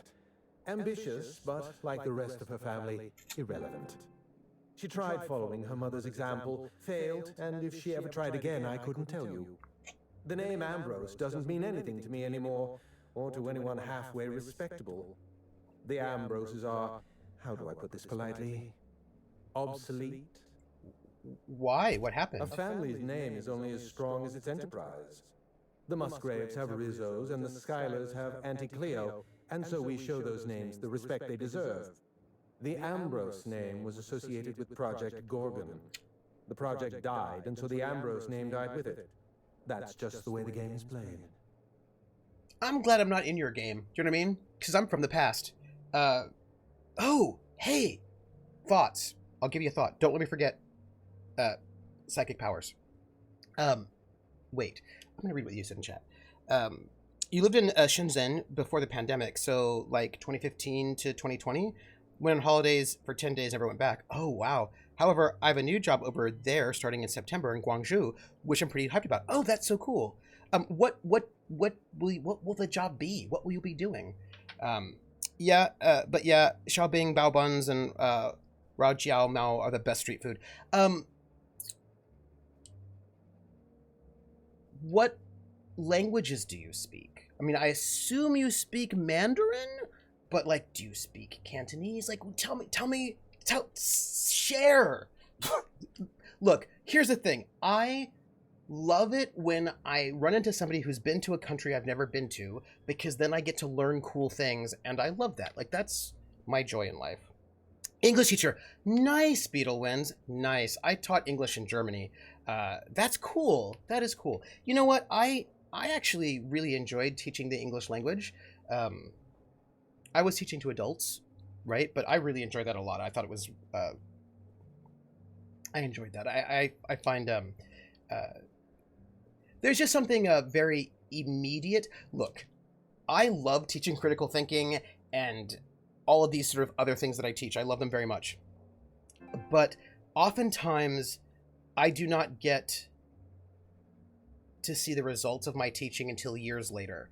Like, I tend to do well in the senior survey of like most impactful class or teacher. So people who like will take my class in their first year of college, and by the time they get to the end, they're like, oh wow, that class really did something and meant something to me. So they'll tell me. Or sometimes I get students who come to visit me like 2 years after they graduate or 3 years, and they're like, oh hey, your class meant so much, which is really, it's very moving. But when you're teaching the English language, you can just see it like fairly immediately. Like within a couple of weeks, you go from somebody who doesn't speak any English to people who are being able to have like sort of basic conversations. And that's a very, like, having immediate gratification. Immediate teaching gratification is very nice. Mandarin was quite good in. Cantonese you were fine in. Yeah, because I grew up in San Francisco, so all of the Chinese that I heard growing up was Cantonese, because that's the community there. So, when I think about bits of Chinese that I've heard, it's all Cantonese. And I remember it was Chinese New Year, and I was not in San Francisco anymore. I was in Virginia teaching there. And we had a colleague who was from China, and I was like, oh, Gong Hei Fa Choi. And she's like, that's Cantonese. I speak Mandarin. And it was very clear that she thought that Cantonese was trash. And I was like, oh, I am so sorry. But, that's just where I grew up, right? We like, people did not speak Mandarin where I grew up. They spoke Cantonese. They said "Kung Hai Fa Choi," and that was, that's what they did. So I was like sad, but it was a very sort of like, it was kind of like a classist thing that she, like the way she said it was very like, I'm just way classier than those people who speak Cantonese, and I was like, ooh. So why did Project Gorgon need an actuary? Project Gorgon was designed to change the life of every worker on Halcyon. We weren't just building a product, we were trying to build a society. How many workers call Halcyon their home? What do they eat and when? How long do they sleep? How hard do they work? What are their most productive years? When do their organs begin to fail? That's the nature of my work. I study human life in order to determine its value. Jewelers appraise diamonds, and I appraise people. Do you appraise like how kind and nice they are to others people, whether or not they just enjoy their own lives? Like, what are you doing, guy? Beetlewind says, the funniest was when I came home for a bit and went to a Chinese takeaway, and the lady in Mandarin shouted, "Hey, the fat guy at the counter wants some lemon chicken," and then she got super embarrassed when I burst out laughing. That's awesome. People sometimes ask what superpower you would like to have, right? They're like, oh, if you could have any superpower, what would you have? And people are like, oh, I want to be able to fly, or I'd be super strong. For me, if I could have any superpower, my superpower would be one of the three following things. Number one would be the ability to stop time. Just if I could just stop time and then take naps, that's what I would do. I would make sure I get in my full 8.5 hours of sleep every night, because I will be able to stop time. That would be great. But if I could not have time stoppage, then I would have teleportation so I could get places faster. If I could have teleportation, could you imagine how great that would be? I'd be like, oh, I need to be here. Boom, then I'm there. Awesome. But those are pretty like... I feel like those powers would cost a lot of points in GURPS, like global, like, because here's the thing, I'm thinking about like how many points I have to spend on these powers. Time stopping I feel like is a very, very high level spell or high point cost power. Teleportation anywhere on the globe without the limitation of having to have been there first, also a very expensive power. So if I do not have the point budget for those, then I would have the power to be able to speak and understand any language in the world. That would be such any language that is currently in existence or has ever existed, right? Like, so that means I could look at like old manuscripts, I could look at hieroglyphs, I could talk to somebody for whom there's only one person in the world left who speaks that language, and I could speak to that person. That would be the coolest. Like, if I could read, speak, and understand, read, write, speak, and understand, comprehend any language, that would be so cool. And I feel like the way that gets priced in most RPGs is that it would not be an expensive power to have. I'm just saying that would not be an expensive power, and I would love it. I'll try not to take that personally, says Type of Gifts. Krellin says, so Trooper is a follower of the college humor theory that Zach Morris is the most powerful person in the media. Well, I mean, he does have like a lot of weird superpowers, including the ability to get people to like him when he's clearly the worst. Speaking of that, I haven't watched Zach Morris's Trash in a long time. I've just been remembered of it, and now I have to sort of see. I need to be remembered Zach Morris's Trash, because I'm going to forget that if I don't write this down. Zach Morris is trash. I just need to. Oh, you know what? The reason why I haven't watched it recently is because they stopped making them. I think. Yeah, that's why I've not seen them, because they don't make them anymore. Huh. Well, at least I know that it was not just me being irresponsible and not paying attention, so there's that. Beetlewood, you can mad troll people with time stop powers, and not in cruel ways either. Like, you could buy them a gift they clearly hate, then let them see it, react to it, and then change it out. That's true. But is that trolling? The third one was simple. Just show the cast of Doctor Who. That's fair. That's fair, actually. That's true. If you're in Doctor Who, you can understand everything. That is fair, actually. Ice Bunny says, when you can understand the last person who speaks a dying language, would it be the last person if you speak it too? Oh, native speaker. Native speaker. Krellin says, getting people to like you when you are just the worst is just being an attractive white dude, Trooper. But there are people who are attractive white dudes and people do not like them, though. You know? I have to think about that. You know, I was having a conversation with somebody, actually. That's interesting. Don't let me forget psychic powers. Stacy just wants to be able to make any duet or cover she wants exist. Oh, that's a cool power. That's a cool power. Oh, basic Cornish pasty recipe here. Yes, Beetleman's, thank you. I'm going to copy this link and put it into a tab so I do not forget it. Thank you. Okay, so now I'm back here, right? So here's the thing I wanted to... Why? Don't look like that. There we go. So here's the thing I wanted to share with you. There is a campaign that I've wanted to run for a while. You know, you can't break someone's life down into an equation. People aren't numbers. Of course you can. You can break the entire universe down into numbers and statistics. Human beings are as much a part of the universe as weather patterns and orbital mechanics. Forgive me, Mr. Mosley, if I seem awestruck. I've not heard so many profoundly incorrect statements uttered in a single breath since I myself spouted them. A vicar with a sense of humor. There's a statistical outlier. I'm sorry. That is humorous to me. Also, Lee's never really liked Zach that much, so arguably his attractive white dude powers only worked on white people, which is also pretty realistic. That's true, actually. Iceman says, we have a Discord I think Trevor would like to chat with you there. Oh, absolutely. Psychic powers. Don't let me forget that one. You must have left Gorgon for a reason. What happened? It's complicated. I'll be honest, I didn't join Project Gorgon because I wanted to satisfy my intellectual curiosity. I was courting the daughter of a Spacer's Choice family. We were a mathematically congruent match, you see. I had the proofs all written out and everything. Yeah, I see where this is going. I see you've been in the same situation. No. Yes, she wasn't impressed by my absolute value. After she made her feelings clear, I left the project. I have 2 comments. What exactly went wrong? Everything. Mm-hmm. Every project has a margin of failure. We expect setbacks, complications, delays. Project Gorgon experienced a cascade failure. One mistake precipitated another, and another, and another. The labs failed to develop a safe drug. Human Inquiry failed to perform their tests responsibly. An unsafe drug tested on unhealthy subjects by irresponsible supervisors. That's Project Gorgon. Okay, now I have 3 things I want to tell you, and I feel like I might have forgotten some of them. So, 1, I wanted to say, psychic powers. Okay, don't let me forget psychic powers. That's a slightly longer thing, so don't let me forget that one. The second thing was pickup artists. That's the second thing. And then the third thing was what? Wasn't Zach and Lisa? What was it? So, psychic powers, pickup artists. I just thought about it. I was just reminded because of his thing about mathematical equations and courting someone. I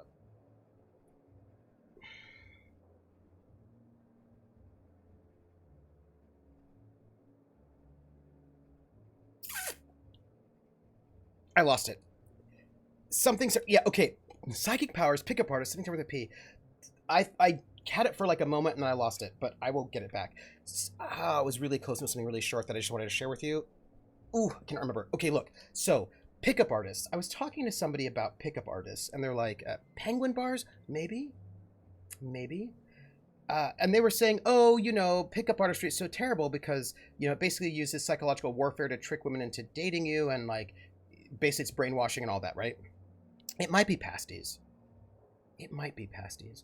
But I was thinking about pickup artists, and the thing about pickup artistry is that I just don't think it works, right? Everyone talks about the pickup artistry as if it works, right? That like, oh, these people, they learn the secrets of pickup artistry and then they use the neg, and then like these women who are too stupid to understand what's going on then date these guys. But it's clearly not true. Pickup artistry doesn't work. Maybe it worked for Mystery and that one guy who then sell all the books, but I don't know about that. But they sell these books saying, oh, if you read our book, then you'll be able to pick up any woman you want.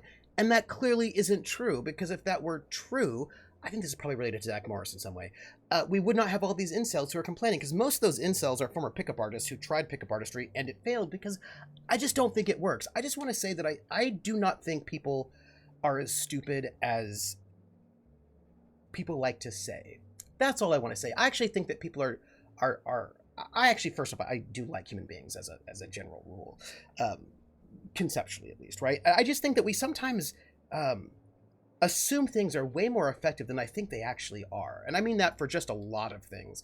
I don't, and sure, I suppose there are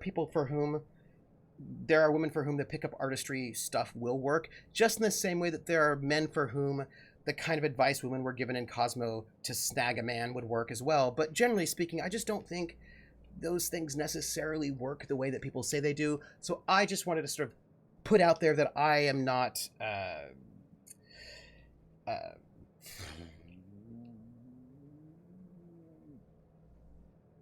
it rubs me the wrong way. Do you know what I mean? It's the same way that people are like, oh, well, you know... this is, for me, this is tied into what we were talking about earlier, right? About like, well, if there weren't so many channels, you'd be watching my channels. Like, yeah, no, you're not giving any agency.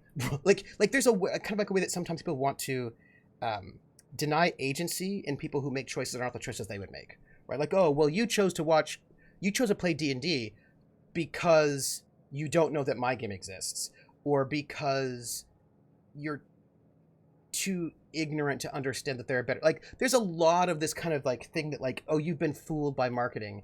Like, you know, maybe they play D&D because they like it, and also I don't like. I think it was in one of those pickup artists. It might have been in that reality show. Said a thing which I think is the actually only true part of the pickup artist. These were two linked things, actually. But there was only, like, I think there's only one thing about that pickup artistry that I think was actually accurate. And what he said was, it's a numbers game. You have to ask out, like, thousands of women. And if you ask out thousands of women, you will get, like, 10 who will say yes. And like, the thing is, if you just don't ask out people, then they're not going to say yes. So I don't think it's actually that they've got a good you know, they're going to do this special thing and they walk in and they say, oh, hey, I have to leave. I want to ask you, like, all their weird stuff that they got. I don't think that's it. I think the thing is they just ask hundreds and hundreds of people to go out with them. And sooner or later, somebody's going to say yes. I just don't actually think they have any special skills. And I do not think that they have special mojo powers. And I don't think, yeah. So that's all I want to say. I just am sort of affirming my belief in people's agency is the thing I want to say. So the project fell apart and your test subjects became marauders. Anarchy is not a crime. It is a symptom. The undisciplined workplace secretes anarchy the way our glands secrete enzymes. It's a principle of science. This guy's creepy. Sabotage came first. The chem lab, human inquiry, even my own office. Sabotage broke the discipline of our workplace, leading to confusion, leading to escaped subjects, leading to anarchy. Yeah, the staff all are dead or missing. You're the only one wearing a tracker. No one appreciates the value of good data. The holistic surveillance device I wear is an invaluable tool, gathering data on all my day-to-day activities. My former colleagues can go into hiding and live in ignorance for all I care. I prefer the self-examined life. Hey, I've got a question for you all. It's very serious. It's very serious. It's not serious. But I want you to ponder this. I would like you to look at Clarence Mosley for a moment. I want you to look at him. Look at him. Look at Clarence Mosley. By the way, I need to write this down or I'll forget it. I need to write down image mask on game window. Okay. I need to do that. Okay, so look, I need you all to answer this question for me because I want your... Beetle wins! That was what I was going to ask! Beetle wins, why are you psychic right now? Why are you psychic? I wanted to check in with you. Does it look to you like his shirt is both a mock turtleneck and a collared shirt? Do you think he's wearing two shirts with the exact same pattern and fabric? A mock turtleneck underneath a button-down shirt, or do you think this shirt has both a mock turtleneck and a button-down collar? A collar and a mock turtleneck. I really want to know what your thoughts are on this, because this is exactly what I was thinking. Beetle wins Why Are You So Psychic? Which, by the way, was the other thing I want to talk about. 3 layers. He's wearing a turtleneck under his shirt. So he's wearing a turtleneck, a shirt, and a vest. Why is he doing that? Why? Because he's a weird rich person. That's fair. That is fair. Also, your hands aren't clean, Clarence. You were part of Project Gorgon. I know. Project Gorgon was a failure of leadership. Leadership to which I belonged. I should have pushed for stricter supervision. We gave the other departments too much freedom and not enough oversight. Spare the rod, spoil the servant. You have good hair, but you're gross. That's what I've got to tell you. Good hair, but you're gross. Also, I ran out of... I was thinking, why would an actuary accountant be sporting an eye patch? I think it's because he lost his eye in a monocle accident, a tragic monocle accident, and he said he didn't want to talk about it. So this is pipe, which I don't think is going to be food. This is lotion, which, interesting. Some adrenotime, breath inhalant, pep pills, water, which looks good. Chaw. I need... What is this? This is purpleberry lunch. Let's just eat that.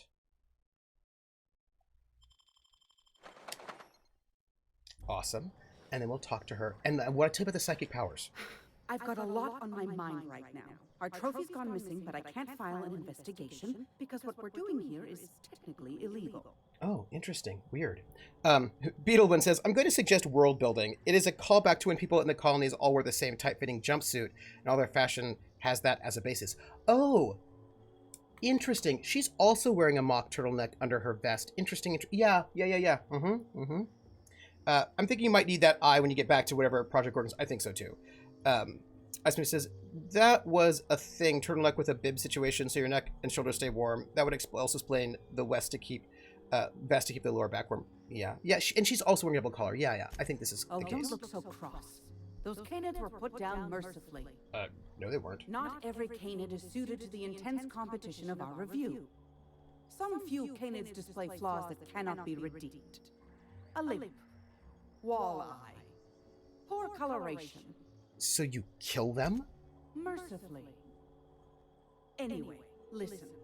Nature is red in tooth and claw, and so are we. Competition is practically a law of the universe. I shouldn't have to explain this to you. Could you give me a minute? I've got like the strangest urge to load my gun. Go and attend to your business then. Arguing with you is a waste of time. Apparently it is. I'm going to talk to you again, though. I'm not in the mood for an argument.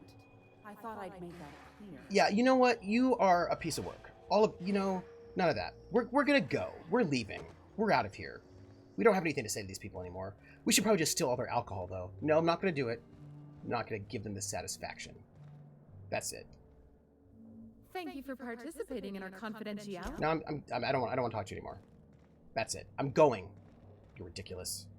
I'm leaving.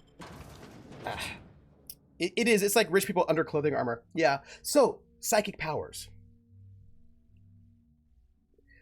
What I'm going to say is about psychic powers, but it's also not about psychic powers. It technically is what I want to share with you all, but it's actually about games. It's about RPGs. So, there is a campaign that I've wanted to run for a long time, and I wanted to run a campaign, and I was just reminded of again because they just they're doing a redo of Firestarter, but I've wanted to run a psychic powers campaign, but like a low-level psychic powers campaign, like Firestarter, like that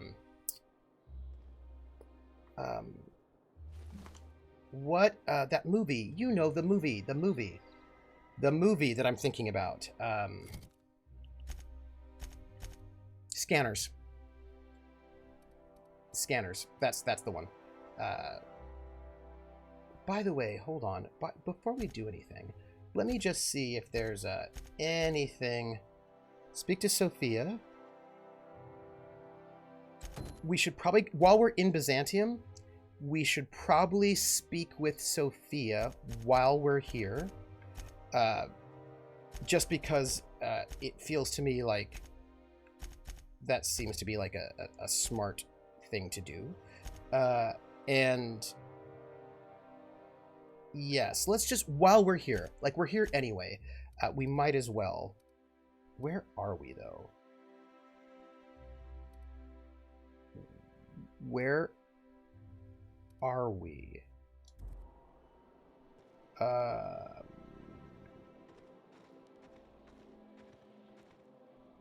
right, well, we'll head there.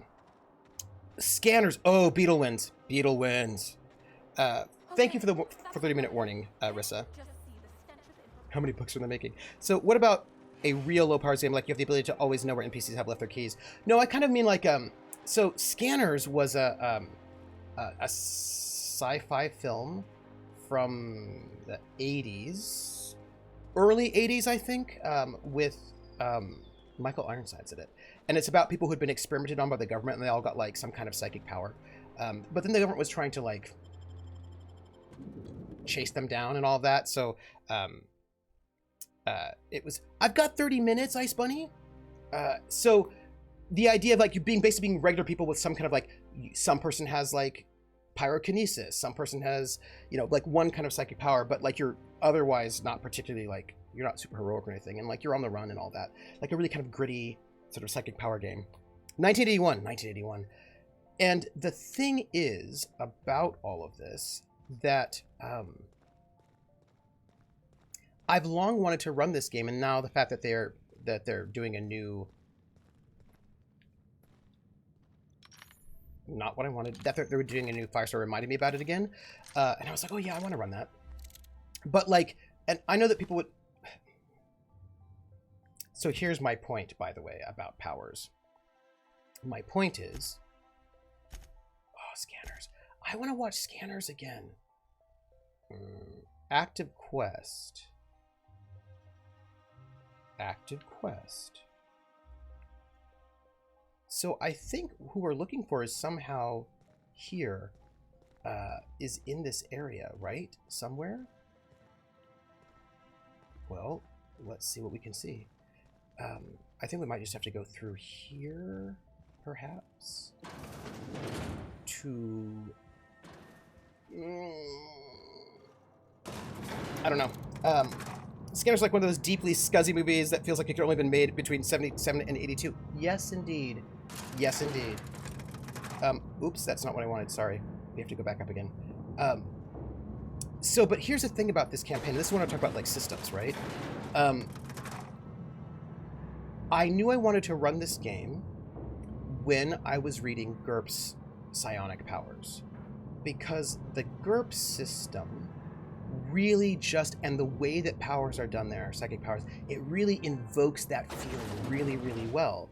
And I could imagine somebody saying like, oh, psychic powers? Oh, yeah, why don't you do that in Savage Worlds? And I was like, but I don't think Savage Worlds would give me the feeling that I want. Do you know what I mean? Like, I think that the way that the system is run would not give me the feeling in the same way that if I tried to do this part of me expected you to in stand by your own D&D would not give me the For better feeling or that I worse, want. Wells was responsible for putting you back on your feet. That said, he's also a wanted criminal. For information regarding his whereabouts, you are entitled to collect a reward from Percival. Wait. I didn't turn him in, did I? I did not turn him in, did I? We haven't done that yet? Is that correct? We haven't turned him in yet, have we? We've not turned him in, have we? Have we turned him in? Have we just turned him in because I did not want to? Did we? Wait. We've not turned him in, have we? I just wanted to see what she had to say. I understand you've infiltrated the Ministry. The things you discovered there must have been shocking, even disturbing. Halcyon is on the verge of a total systems collapse. The truth is ugly and difficult to accept, but we must accept the truth before we can move forward. Malnutrition is already a problem. Disease will I come don't next, want to followed by turn him in, though. starvation, followed by a breakdown of society, followed by extinction. I know this must come as a surprise to you. I imagine you have questions. The powerful make I the don't mistakes, and the want to powerless turn are him left in, though. paying the price, as it has always been. Tell me, Adjutant, have you anything to offer beyond If the we usual turn him in, false we're going to go back to a previous save. If I hope we have a recent one. Action, Vicar DeSoto. Because I don't want to turn I him can in. no longer depend on lazy, weak-willed bureaucrats to help me rescue Halcyon. I need someone with a backbone, someone like your captain. What's going on here? What's in this for you? There's gotta be an angle. There always is for people like you. I appreciate your skepticism, Dr. Fenhill, but I'm not doing this for any personal gain. My angle is the preservation of our colony by any means possible. Nothing more and nothing less. I won't pretend the truth isn't damning. Yes, the colony is on the verge of collapse, but there is a way to save it. Wait, I don't... We need to finish the conversation. Figure what we're going to do. We need to talk about this lifetime employment program. I'll answer however I can. You don't honestly believe all this lifetime employment nonsense, do you? The lifetime employment program is not some malevolent strategy of an evil mastermind. There's no dark secret buried in the fine print. The program is logical, it's reasonable, it's merciful, and most importantly, it will work.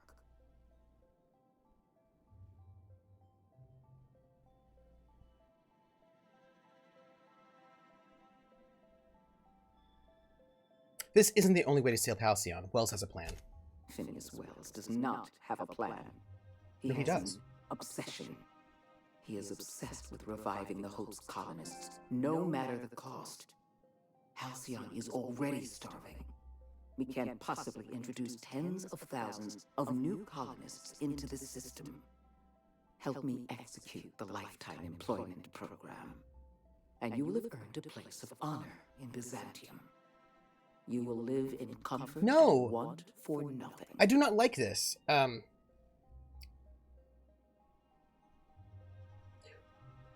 What is your take? I need to figure out who this person is. What is your take on all of this? When I first discovered the truth, I was shocked, even disgusted. I wondered how we'd allowed a colony like Halcyon to fall into disarray. But the more I thought about it, the more I realized the colony had sown the seeds of its own destruction. We have become lazy and decadent. We smother ourselves in meaningless bureaucracies. We deliberate and argue and procrastinate. The problem is this could go to fascism real quick. So basically, part of the thing I was thinking was about the ways in which certain game systems invoke in me certain kinds of settings and vibes and feelings. And so for me, I know that many people are like, oh, you could just play anything in any system. It's like, but I think in any system it would be like, ideally, it would be different in any system, right? Running a Psychic Powers game the way I'm thinking about it, I don't think I would do it in... I mean, I've done a lot of work on Fate to make Fate feel the way I want it to feel. A lot of work. Although a lot of that work is actually just conceptual. So I really need to write that up because I have getting some frustrating conversations with people in another place. But I don't know if Fate would give me the vibe I want. It might. It would just be a little bit different. Do you know what I mean? Like, I think, now I'm thinking, I could think of a really interesting psychic campaign in Fate, where Fate points themselves are your activations for your psychic powers, and they are, like, Fate points are psychic powers. That would be very interesting. I think that would be very cool. I think I would like that, but it wouldn't be the same campaign. It wouldn't be the same campaign as, running it in GURPS. Now I have an idea, and that would be, what if I ran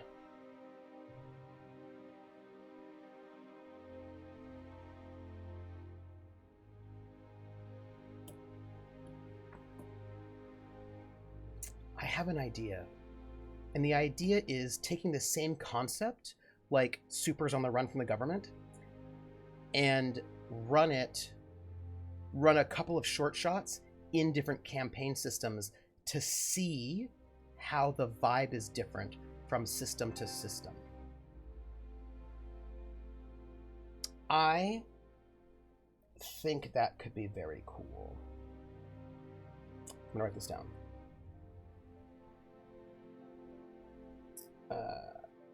Because the idea of like regular people with psychic powers on the run from the government is just going to feel very different in Fate than in GURPS, than in Savage Worlds, than in Genesis, than in Cortex, than in Fusion, than in D&D, than in Powered by the Apocalypse, than in do you see what I'm saying? So now yeah, champions, right? Lazy and Max Ritter says, I like that what you pick is what you say. Certain games, that time travel teenage one, for example, change what you say after you choose it. Didn't care for that. I have mixed thoughts on that, actually. It depends on, there are times when I like it and there are times when I don't like it. I.e., I think there are some games wherein that works better than others, and there are implementations that are better or worse. I will tell you what I think about that in a second. Anna Geek says, lazy and decadent, but yet you're offering exactly what you're fighting against. Yep. Max Ray says, I like Super World for Supers campaigns, but it's a little crunchier than I care for. Odd for a BRP offering. Wizard Style says, I have thought about running a magical realism campaign in Fate. Oh, interesting. Not exactly that, but aspects of a lot of potential of this kind of thing. Yeah. No, I think aspects are really quite interesting. People can do really cool things with it. Max says, and any min-maxer player claims he broke the game in character creation. He didn't. He's kind of cheating. I just wrote it down. BRB. So, all right, hold on. Let's see. That's a pretty good argument for getting rid of the board entirely. I admit, I occasionally fantasize about making an executive decision without having some tedious committee questioning my every move. Do you have any idea how much paperwork is involved in ordering someone's execution through the usual channels? It's positively maddening. Yeah, what does any of this have to do with me? When you turned Phineas Wells over to me, I did not, though. I could rely on No. You've demonstrated your ability to place duty above sentiment. And you deliver results.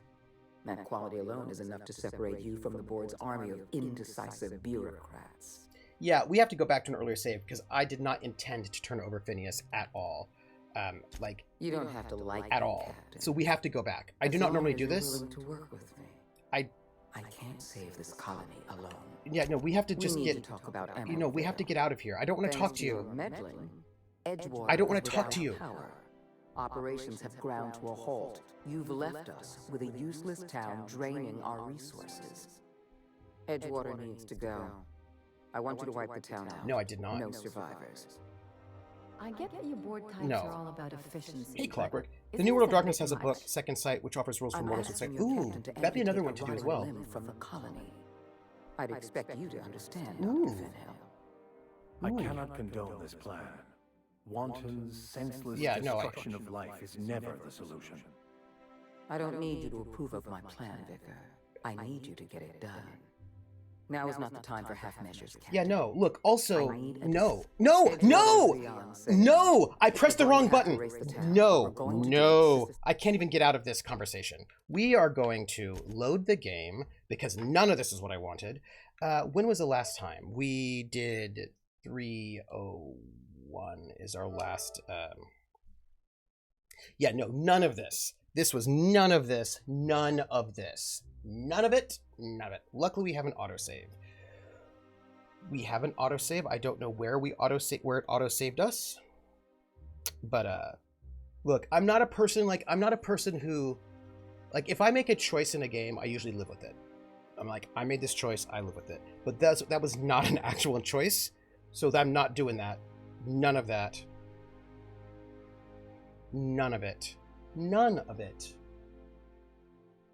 In case you wanted to know, that's just nope. Yeah, I don't normally sort of like redo things that way, but I didn't want to turn in Wells. Yeah, I just went to this woman and it assumed that I was going to turn in Wells, and I did not want to turn in Wells. I wanted to see what she had to say to me. I was like, oh, what do you have to say? That was it. Like, it was just a like, hey, what do you have to say, person? And let's see, this says, Agent Sophia Conde has asked you to help her track down Phineas Wells. Head to Will's lab and send the board a tracking signal from his terminal. Okay.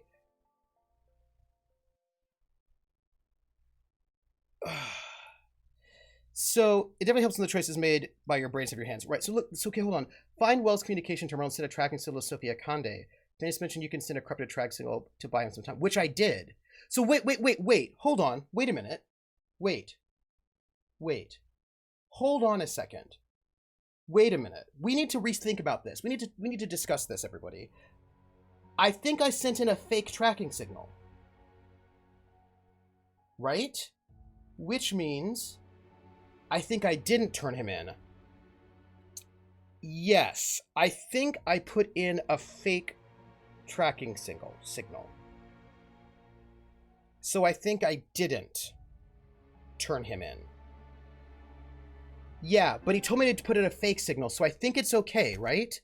So I think...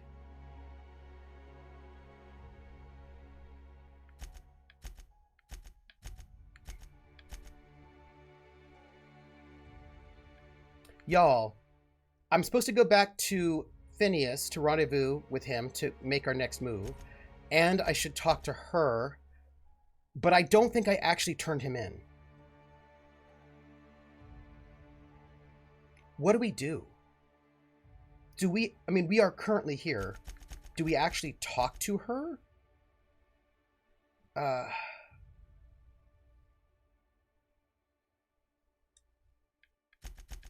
I think we did a bit of a... Max, this is where I'm going to come back to you about something you said that I want to get there.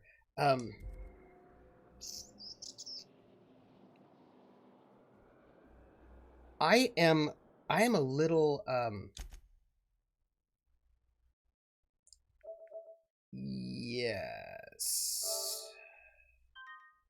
Maybe talk to him first.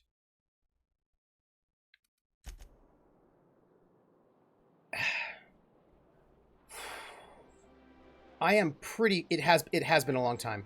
I am pretty sure that we gave him fake info. So we're going to have this conversation with her and not agree to murder a lot of people, right? We're going to find out what she has to say, play nice, but we're going to go under the assumption that we have lied to her. Okay, so game's changing what you said. So this is what I wanted to say.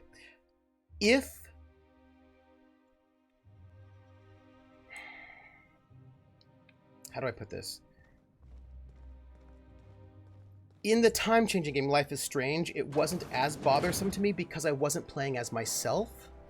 I was piloting her. She was not me. She had her own personality, right? So if the game does it in a good way, then the summary should be an accurate summary of the gist of what's being said, but I can understand the character putting their own spin on it. So if they do it, as long as it's not misleading and the character that I'm playing is not actually me, but their own person, then I'm fine. Or, you know what I mean? Like that's actually fine with me.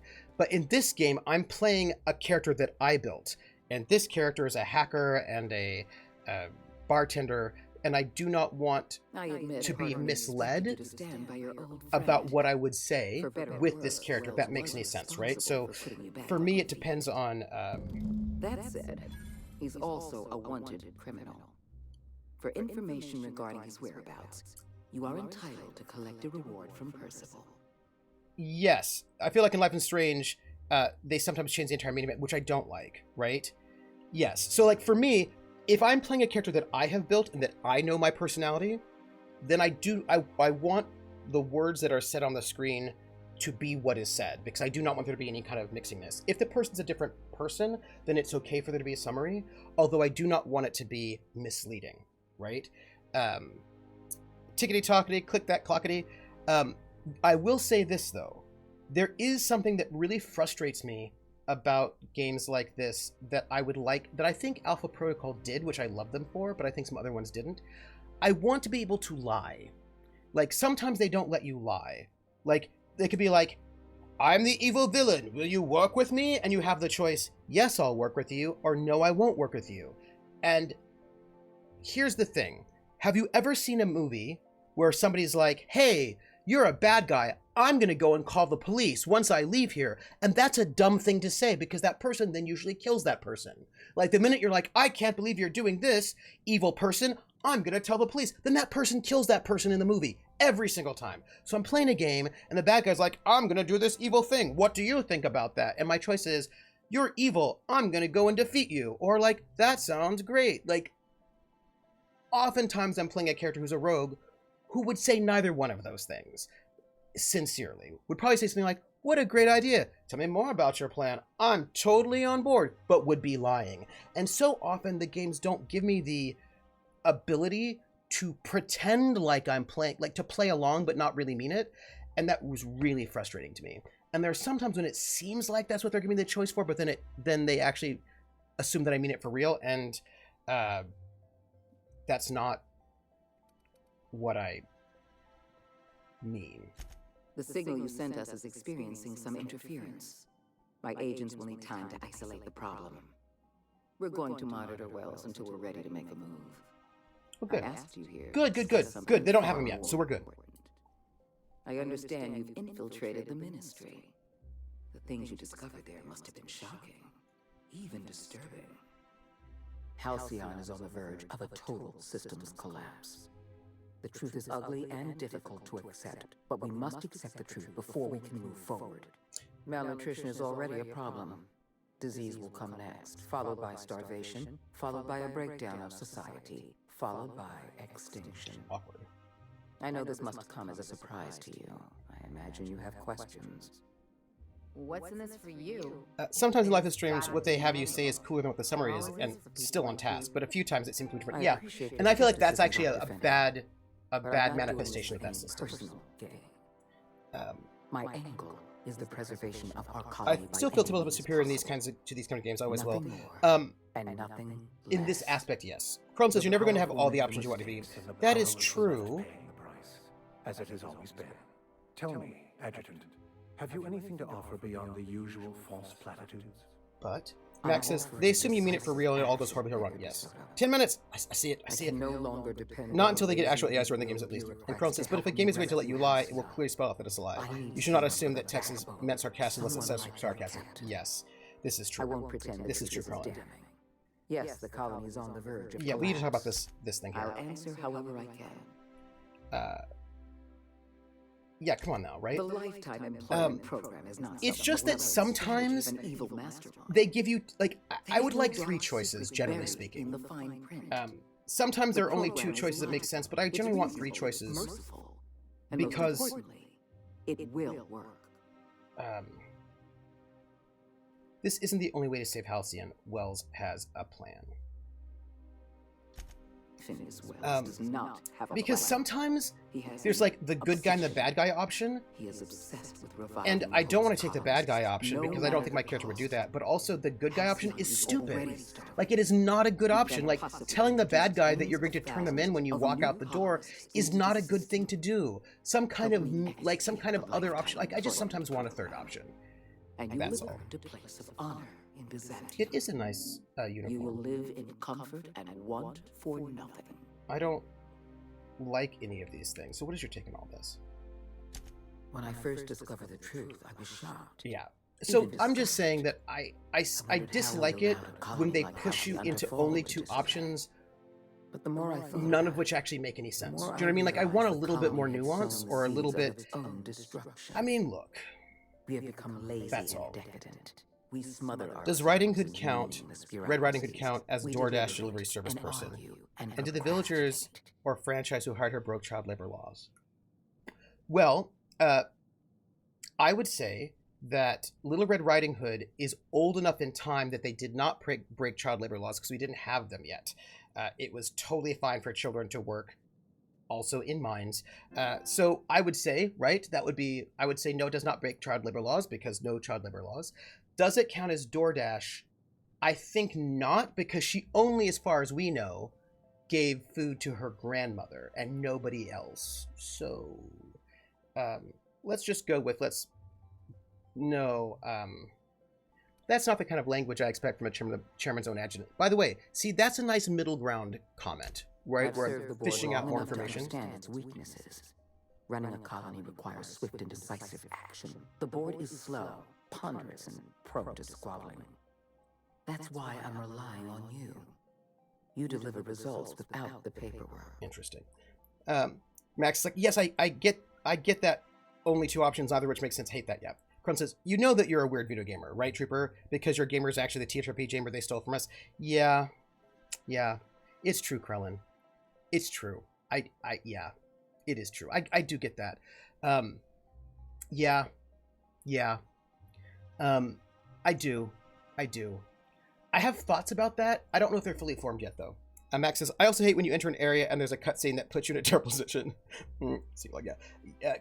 Max says, Krillin, yes, gamer means tabletop. Video gamer means video games. Big pet peeve of mine. Like, I've accepted that language has changed. You know what I mean? I mean, there's some things that still, like, bug me a little bit. The fact that I have to say TTRPG rather than just RPG. But and then people who used to do CRPGs don't have to say CRPG anymore. Like, it's a little irritating, but I'll survive because it is just kind of how it is right now. But yeah, Krillin, I get them a weird gamer. I do. I just wish, like, they could just give me one option. You know what I mean? Speaking of which, you know what? What is this? How long do we have? We've already crossed the point of no return. The collapse has already begun. You must have noticed the signs in Emerald Vale. Malnutrition, disease, high mortality rates. But that was about... This is a permanent fam, Captain. No, actually, this is about your business We've done all we can practices. to curb their hunger. Very soon, people are going to realize they're starving. But this is your business a famine practices. is a problem of logistics as well as marketing. Your workers must remain productive on as little food as possible, and they must always believe that food is plentiful. Look, we could fix this problem by giving them vegetables. Y'all, you just need vegetables. Perception. That's what this research was all about, right? Interfered in Roseway. Dr. Anton Crane was on the verge of developing a powerful appetite suppressant. It would have made his career. The solution is a temporary one. Before long, our workers are going to feel the effects of starvation. The Lifetime Employment Program is our We're going to finish this conversation viable option. before we quit our stream today. Yeah, get off the lawn. Well, elderly grandmas are also gamers. Bingo is a game. Also bridge and canasta. Ooh, you know, Volos, that's really interesting because I actually do not recall the word gamer being... I'm not sure where you're on the quest, Trooper, because of a comment that might be a spoiler. I think I'm not yet there. When you turned Phineas Wells over to me, I knew I could rely on So, the thing is, I don't think the word gamer was used to describe people who played bingo and bridge and you deliver results. back in the day. That quality alone is enough to separate you from the board's army of indecisive bureaucrats. I don't remember. I do not recall hearing people who played a lot of bingo or actually Monopoly call themselves gamers. I do not think that was a term that people were using back then. So I mean, there are people who played bridge every single week with their friends, but I don't think they call themselves gamers. I think they call themselves bridge players, right? Or card players. So I think that there was a slightly different terminology, which probably has a slightly different meaning. And when we think, we need to rethink elderly, my brother is 48 and a grandpa. Gaming, thank you, Krillin. Gaming was used to describe gambling. That is correct. I was like, and thank you, Krillin, because I was like, yeah, bridge, no, but I was like, but I do remember the word gaming being used, right? And it's gambling. But I don't think gaming was to describe gambling, but I don't think a person who gambled was a gamer. They were a gambler. Yes, that's what Krillin just sort of said it. Krillin said it first. But gamblers weren't called gamers. Yeah. My grandparents did that 3 times a week and then getting tax-free cigarettes by the box and alcohol, but only elderly are old. But only elderly. It's funny because what elderly means is really different now, because 48 would have been elderly a couple decades ago. Like Wilford Brimley is the same age as Marissa Tomei, and they just look very different. Like, we are really obsessed with youth in a particular way. People, you know, diet, nutrition. Oh, okay, go. See you later. Someone told me RPGs were a dice game, not an RPG. What? Max, no. I'm going to say not a fan of the bureaucracy, Sophia. Do you know how many Have a good meetings stream, I Max. have to sit through? How many papers I have to sign before I can make one decision? I'm only trying to rescue Halcyon from extinction. I need can't vegetables. save this colony alone. I need someone capable of working outside the system. They just need Someone vegetables. who can get things done. All right, yeah, no more questions. Tell me why you wanted to see me. We need to talk about Emerald Vale. Oh, interesting. Thanks to your meddling, Edgewater is without power. Operations have ground to a halt. You've left us with a useless town draining our resources. Yeah? Edgewater needs to go. I want you to wipe the town out. No survivors. I get that you board types are all about efficiency, but isn't this a bit much? You'll just need some vegetables. I'm asking your captain to amputate a rotting limb from the colony. I'd expect you to understand, Dr. Fenhill. I cannot condone this plan. Wanton, senseless destruction of life is never the solution. I don't need you to approve of my plan, Vicar. I need you to get it Yeah, done. but I don't work for you. Now is not the time for half measures, Captain. I need a decision from you. So, Time of Gift says, the first use of gamer was in 1921's Dr. Mabuse, Der Spieler. Yeah, I know Spieler can mean gambler, actor, player. Yeah, so I feel like that's the thing, right? In German, it reads differently. Der Spieler is different, right? Than gamer. Gamer, like, we would have, like... I just don't recall gamer being used in that way until more recently. Because board games... Part of this has to do with identity, right? We were talking about identity before. Gamer is currently an identity, and I do not think that the word gamer was an identity before. Card player, gambler, bridge player, poker player. Those were all identities. I don't even think that people who played a lot of Monopoly would consider themselves gamers way back when, because it wasn't like, those were like family board games that people didn't necessarily have a lot of respect for, because they were thought as being for kids that you would then grow out of, and you would play adult games like bridge, right, or pinochle or whatever, card games. So it seems like there's something different right there. And Wizard Style says, yeah, that's probably part of the reasons why gamers also just use in German. Yeah, it has a kind of a meaning, right, that of course is contested, which I think is really interesting. Like, I'm not mad about it, I just think it's really fascinating. Iceman says, when my granny was in the care home, they played music in the 30s and 40s on loud. Oh, makes sense. Yeah, by the way, the answer is no. Absolutely not. Don't make this more difficult than it needs to be, Captain. I rather like you, and I'd hate to have you shot for disobeying a direct order. I don't work for you. I think get back to the previous discussion of identities. Absolutely, absolutely. By the way, go to hell. I'm disappointed. I was so sure you had potential. Maybe. Trouble incoming, Captain. Oh, hey, guess what? We're getting into a fight right now. I'm gonna shoot her. Oh, hey. We're in a fight. Right now. I didn't mean to even have this guy with me. So... Hey, everybody. Yeah, I shot a corpse. You know, it happens, I suppose. So... That's a thing. I, did a thing where I killed somebody, kind of important.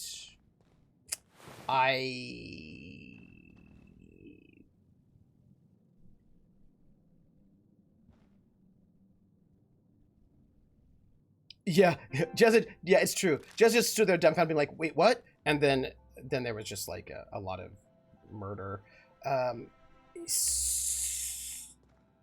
I didn't expect her to attack me either. I expected her to be disappointed, but like not just pull out a gun and try to shoot me. Outer Worlds, way being a dead horse. I killed no one. That is fair.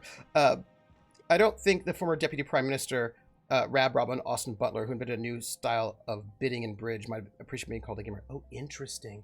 So, hey, Krellin,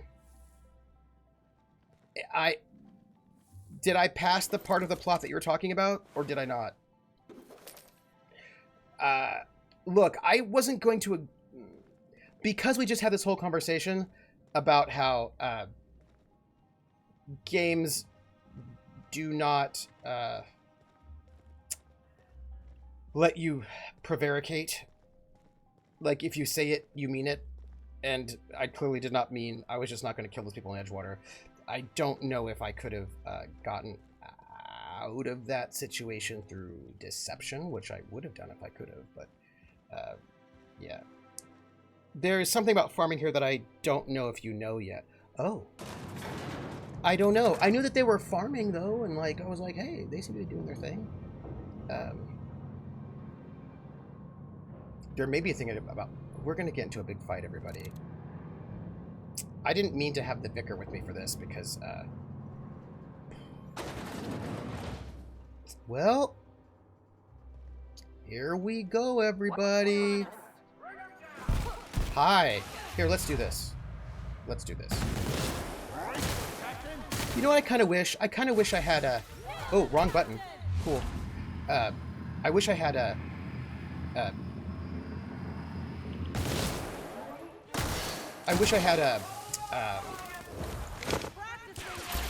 thing. Not bad, huh? Not at all. That was great. Thanks. We have to repair all our equip stuff. Yeah, let's just accept that. We're gonna make our way out. Yeah, I think maybe you don't know it yet. Actually, I think it's a super late reveal. Oh, is it that the farming doesn't work? Because it seemed like they were like having vegetables, and that really helped them not have scurvy. Like they were not dying of malnutrition because they had vegetables, and they were farming over there, and it seemed like an okay situation. I'm in trouble, huh? Am I in, I'm in big trouble, right? This is like a situation like I'm in trouble. Well, everybody seems fine. So, okay, nobody's attacking.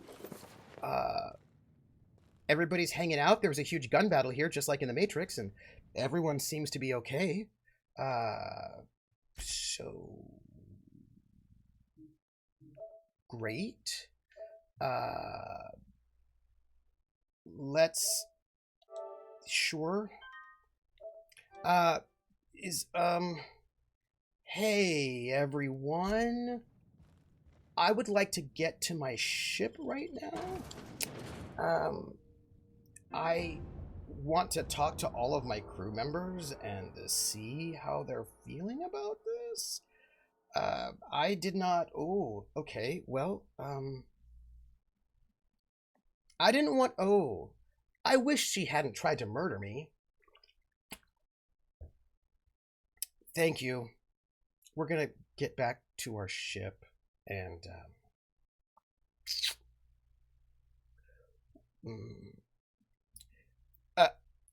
I learned the secret of the anarch-socialist commune of the First World. No. No? No. I did not. I don't think so. I don't think so. I don't think so. I'm gonna,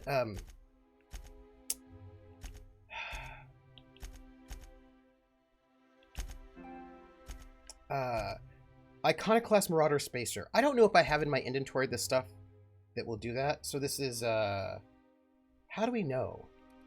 Port of Call, armor. I don't know if, wait, Marauder armor, Marauder Iconoclast Spacer. I don't know. Wait a minute. How can I wear Marauder? Marauder.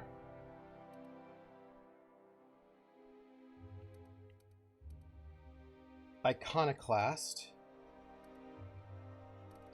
I have a question about this. By the way, we are currently avoiding dealing with certain things at this moment in time, because we actually have a side quest. It says Celeste needs to see the rest of Halcyon. Speak to Celeste while wearing a suit of armor and headpiece from the following sets. Oh, and so both. I see. I don't think I have that. I don't know if I actually care about this particular task. So I would like us to get back to our ship. I cannot... We're gonna go. We're gonna head out. Yep, here we go. And this is it. We're gonna get into a fight right now. It's gonna be awesome. And by awesome, I mean we're gonna fight for our lives. And how awesome is that? And by awesome, I mean it's maybe not awesome. Here, use your powers. We're gonna get out of here. Oh no, I didn't use the... Oop, pardon me, Vicar Max. Oh, I didn't know they were using corpses as fertilizers. But they weren't killing people, were they? I mean, like, those corpses died naturally? Yes? Because if the corpses died naturally, I don't think that would be a problem. Right? Like, I don't think it would be a problem if they weren't murdering people. Right? Like, if they weren't murdering people... Because I imagine there's some problems with the healthiness of the soil in these places. So, like, if using corpses who died normally were not murdered as fertilizer, I don't think that would be I don't think that's the worst thing ever. They just let the marauders kill people. We're gonna get into a fight, by the way, everybody. Like, right here. We're gonna just, you know, we're gonna make our way out. I think, just more or less, try to get out of the situation. I feel like we're fine. So, I would say no one murder. Ah, the joys of subcontracting. Like, I would say no one murder. Like, don't murder people. But if... Also, I feel like we should maybe spend some time figuring out how to repair the obvious problems with the soil, right? That seems to be a thing we could perhaps do, right? I mean, it seems like a... We're gonna just take all of that. I mean, we're stealing anyway because I think we're kind of not in a good position. We're gonna quit the minute we can get to the ship. We want to get to our ship and we want to leave. This is our goal. Just for the record. Okay, so you do know about the soil thing. No, wait. No, I'm just assuming that their soil is depleted. They didn't tell me. But I mean, I know that they couldn't... Basically, I knew that they were not growing anything, and then that woman figured out a really great way to... Vicky, huh? Figure out, like, that woman figured out some way, like, through some science or whatever. You're really gonna let me run with that, aren't you? Hi. I wouldn't. Here they come. Was able to figure out a way to sort of, like, fix the soil problem.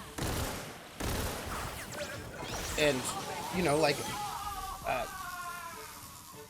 but I didn't hear about bodies. So, like, she had, like, she was, like, some kind of botanist, right? And she'd, like, figured out how to do it so that it wasn't bad, is what I figured, right? So she fixed it with corpses. Well, don't murder people. I don't want to die either. I just want to get to the ship so we can leave. That is really all I want to do. Where are we at? We're here, so we need to head to the right. Okay, we're gonna get to the ship and then we're closing our stream. That's what we're doing. Because I do not want to quit the stream in the middle of everybody trying to murder us. What do I know about the food problems? Well, I know that Here they come. Basically everybody in Spacer's Choice only eats salt tuna, and their weird rat creatures or whatever it is. sprats. Like, basically, they're just not eating vegetables at all. And their lack of vegetables... Hey, is everything okay? Ellie? Ellie? Ellie, where are you? Did you just murder some people? Oh, apparently you did. Okay. Okay, well. Alright. That's fine. Let's just get our stuff and go. Yeah, so my understanding is that the problem with the food over there in, right over on Emerald Vale is that they were just only eating salt tuna exclusively, which of course is giving them, like, massive health problems. And that when they started eating vegetables, they got better. They stopped getting sick and dying, and, right, because they're all, like, doing really, really poorly, and, but my understanding is it was the lack of vegetables that was doing them in, and that once they started eating vegetables, they were doing much better. And that everything was like, oh, that's awesome. What are you? Do I have to worry about you? We're gonna say no. Oh, hey, lockpick used. Great. Surely there's enough marauders for Marauder.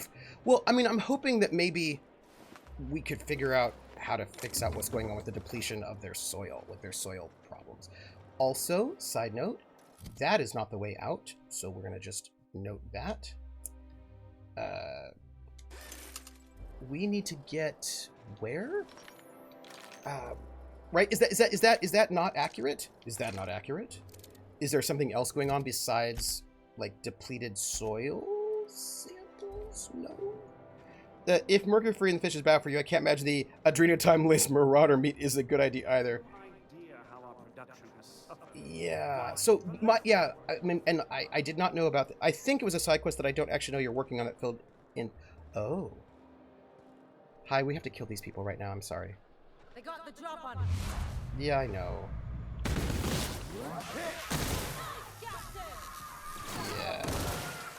Yeah. There's a lot of people to murder here, and it's kind of sad. Because I don't want to, like, murder everybody, but they apparently are mad at me for kind of no reason. You know what I mean? Like, I feel like they're mad at me. We're killing a lot of people, y'all. Spacer's choice. It's not the best choice.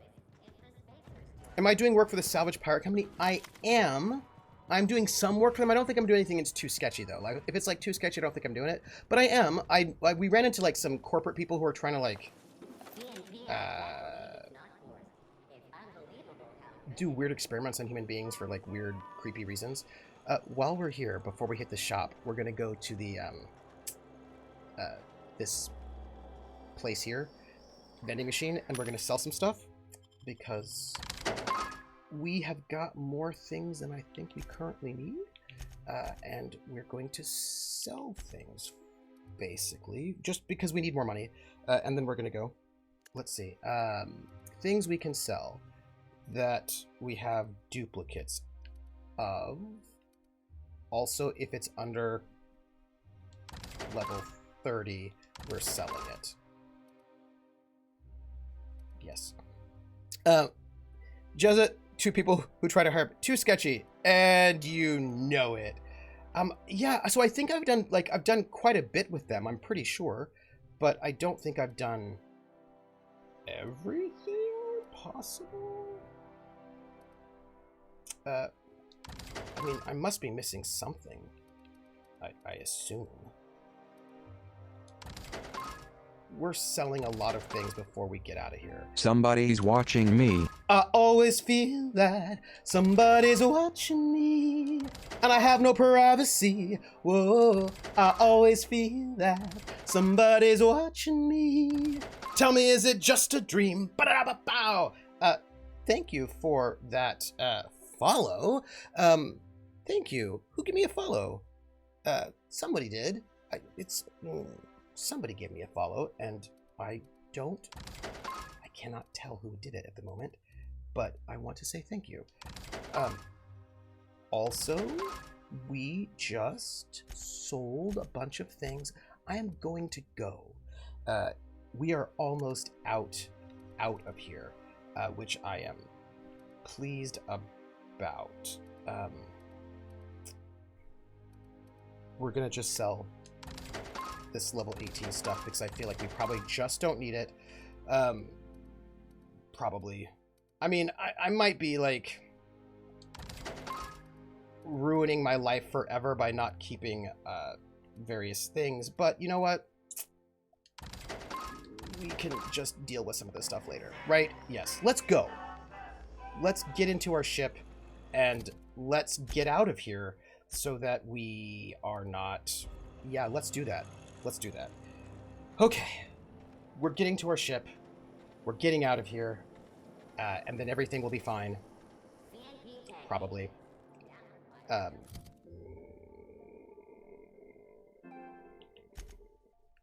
mean... Y'all... I'm pretty sure the game doesn't actually do it. So here's the real problem that's going on thing. And I just pieced together from... Oh! Okay, well, if there's like a... Interesting. Why can't something exciting happen around me? So I feel like this is our elevator, right? This is where we're going. So I know that they have, like, they're not getting good food. They're taking a lot of drugs. They've been working on basically this starvation problem, right? Where people, they just don't have enough food for everyone. But I also know that they're doing weird things with...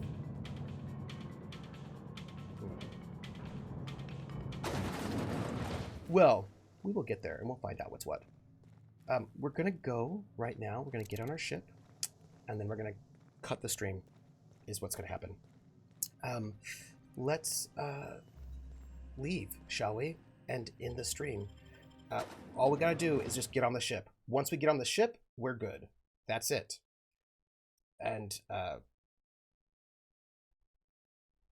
yeah, that's it. We're just gonna... Y'all. When you arrive, you'll be whisked away. No. To your very own luxury. That's not what I want. Furnished exclusive. Pardon me. That was not the way I wanted to go. We don't want to go there because it's a bad place. There's like a lot of... Is it like inbreeding? What's going on? I don't know. I just feel like this is a bad system. Is what I feel like. I can't. I'm wearing my Dot t-shirt, by the way. Krellin, maybe when we get a little bit further, we talk to Wells more, we'll find out more. Because at the moment, I'm like, hey, what's up? Look, we're gonna go. We're so, like, we're inches away from our ship. As long as they've not impounded it. And then we can get, then we quit, we stop the stream. I did not mean to,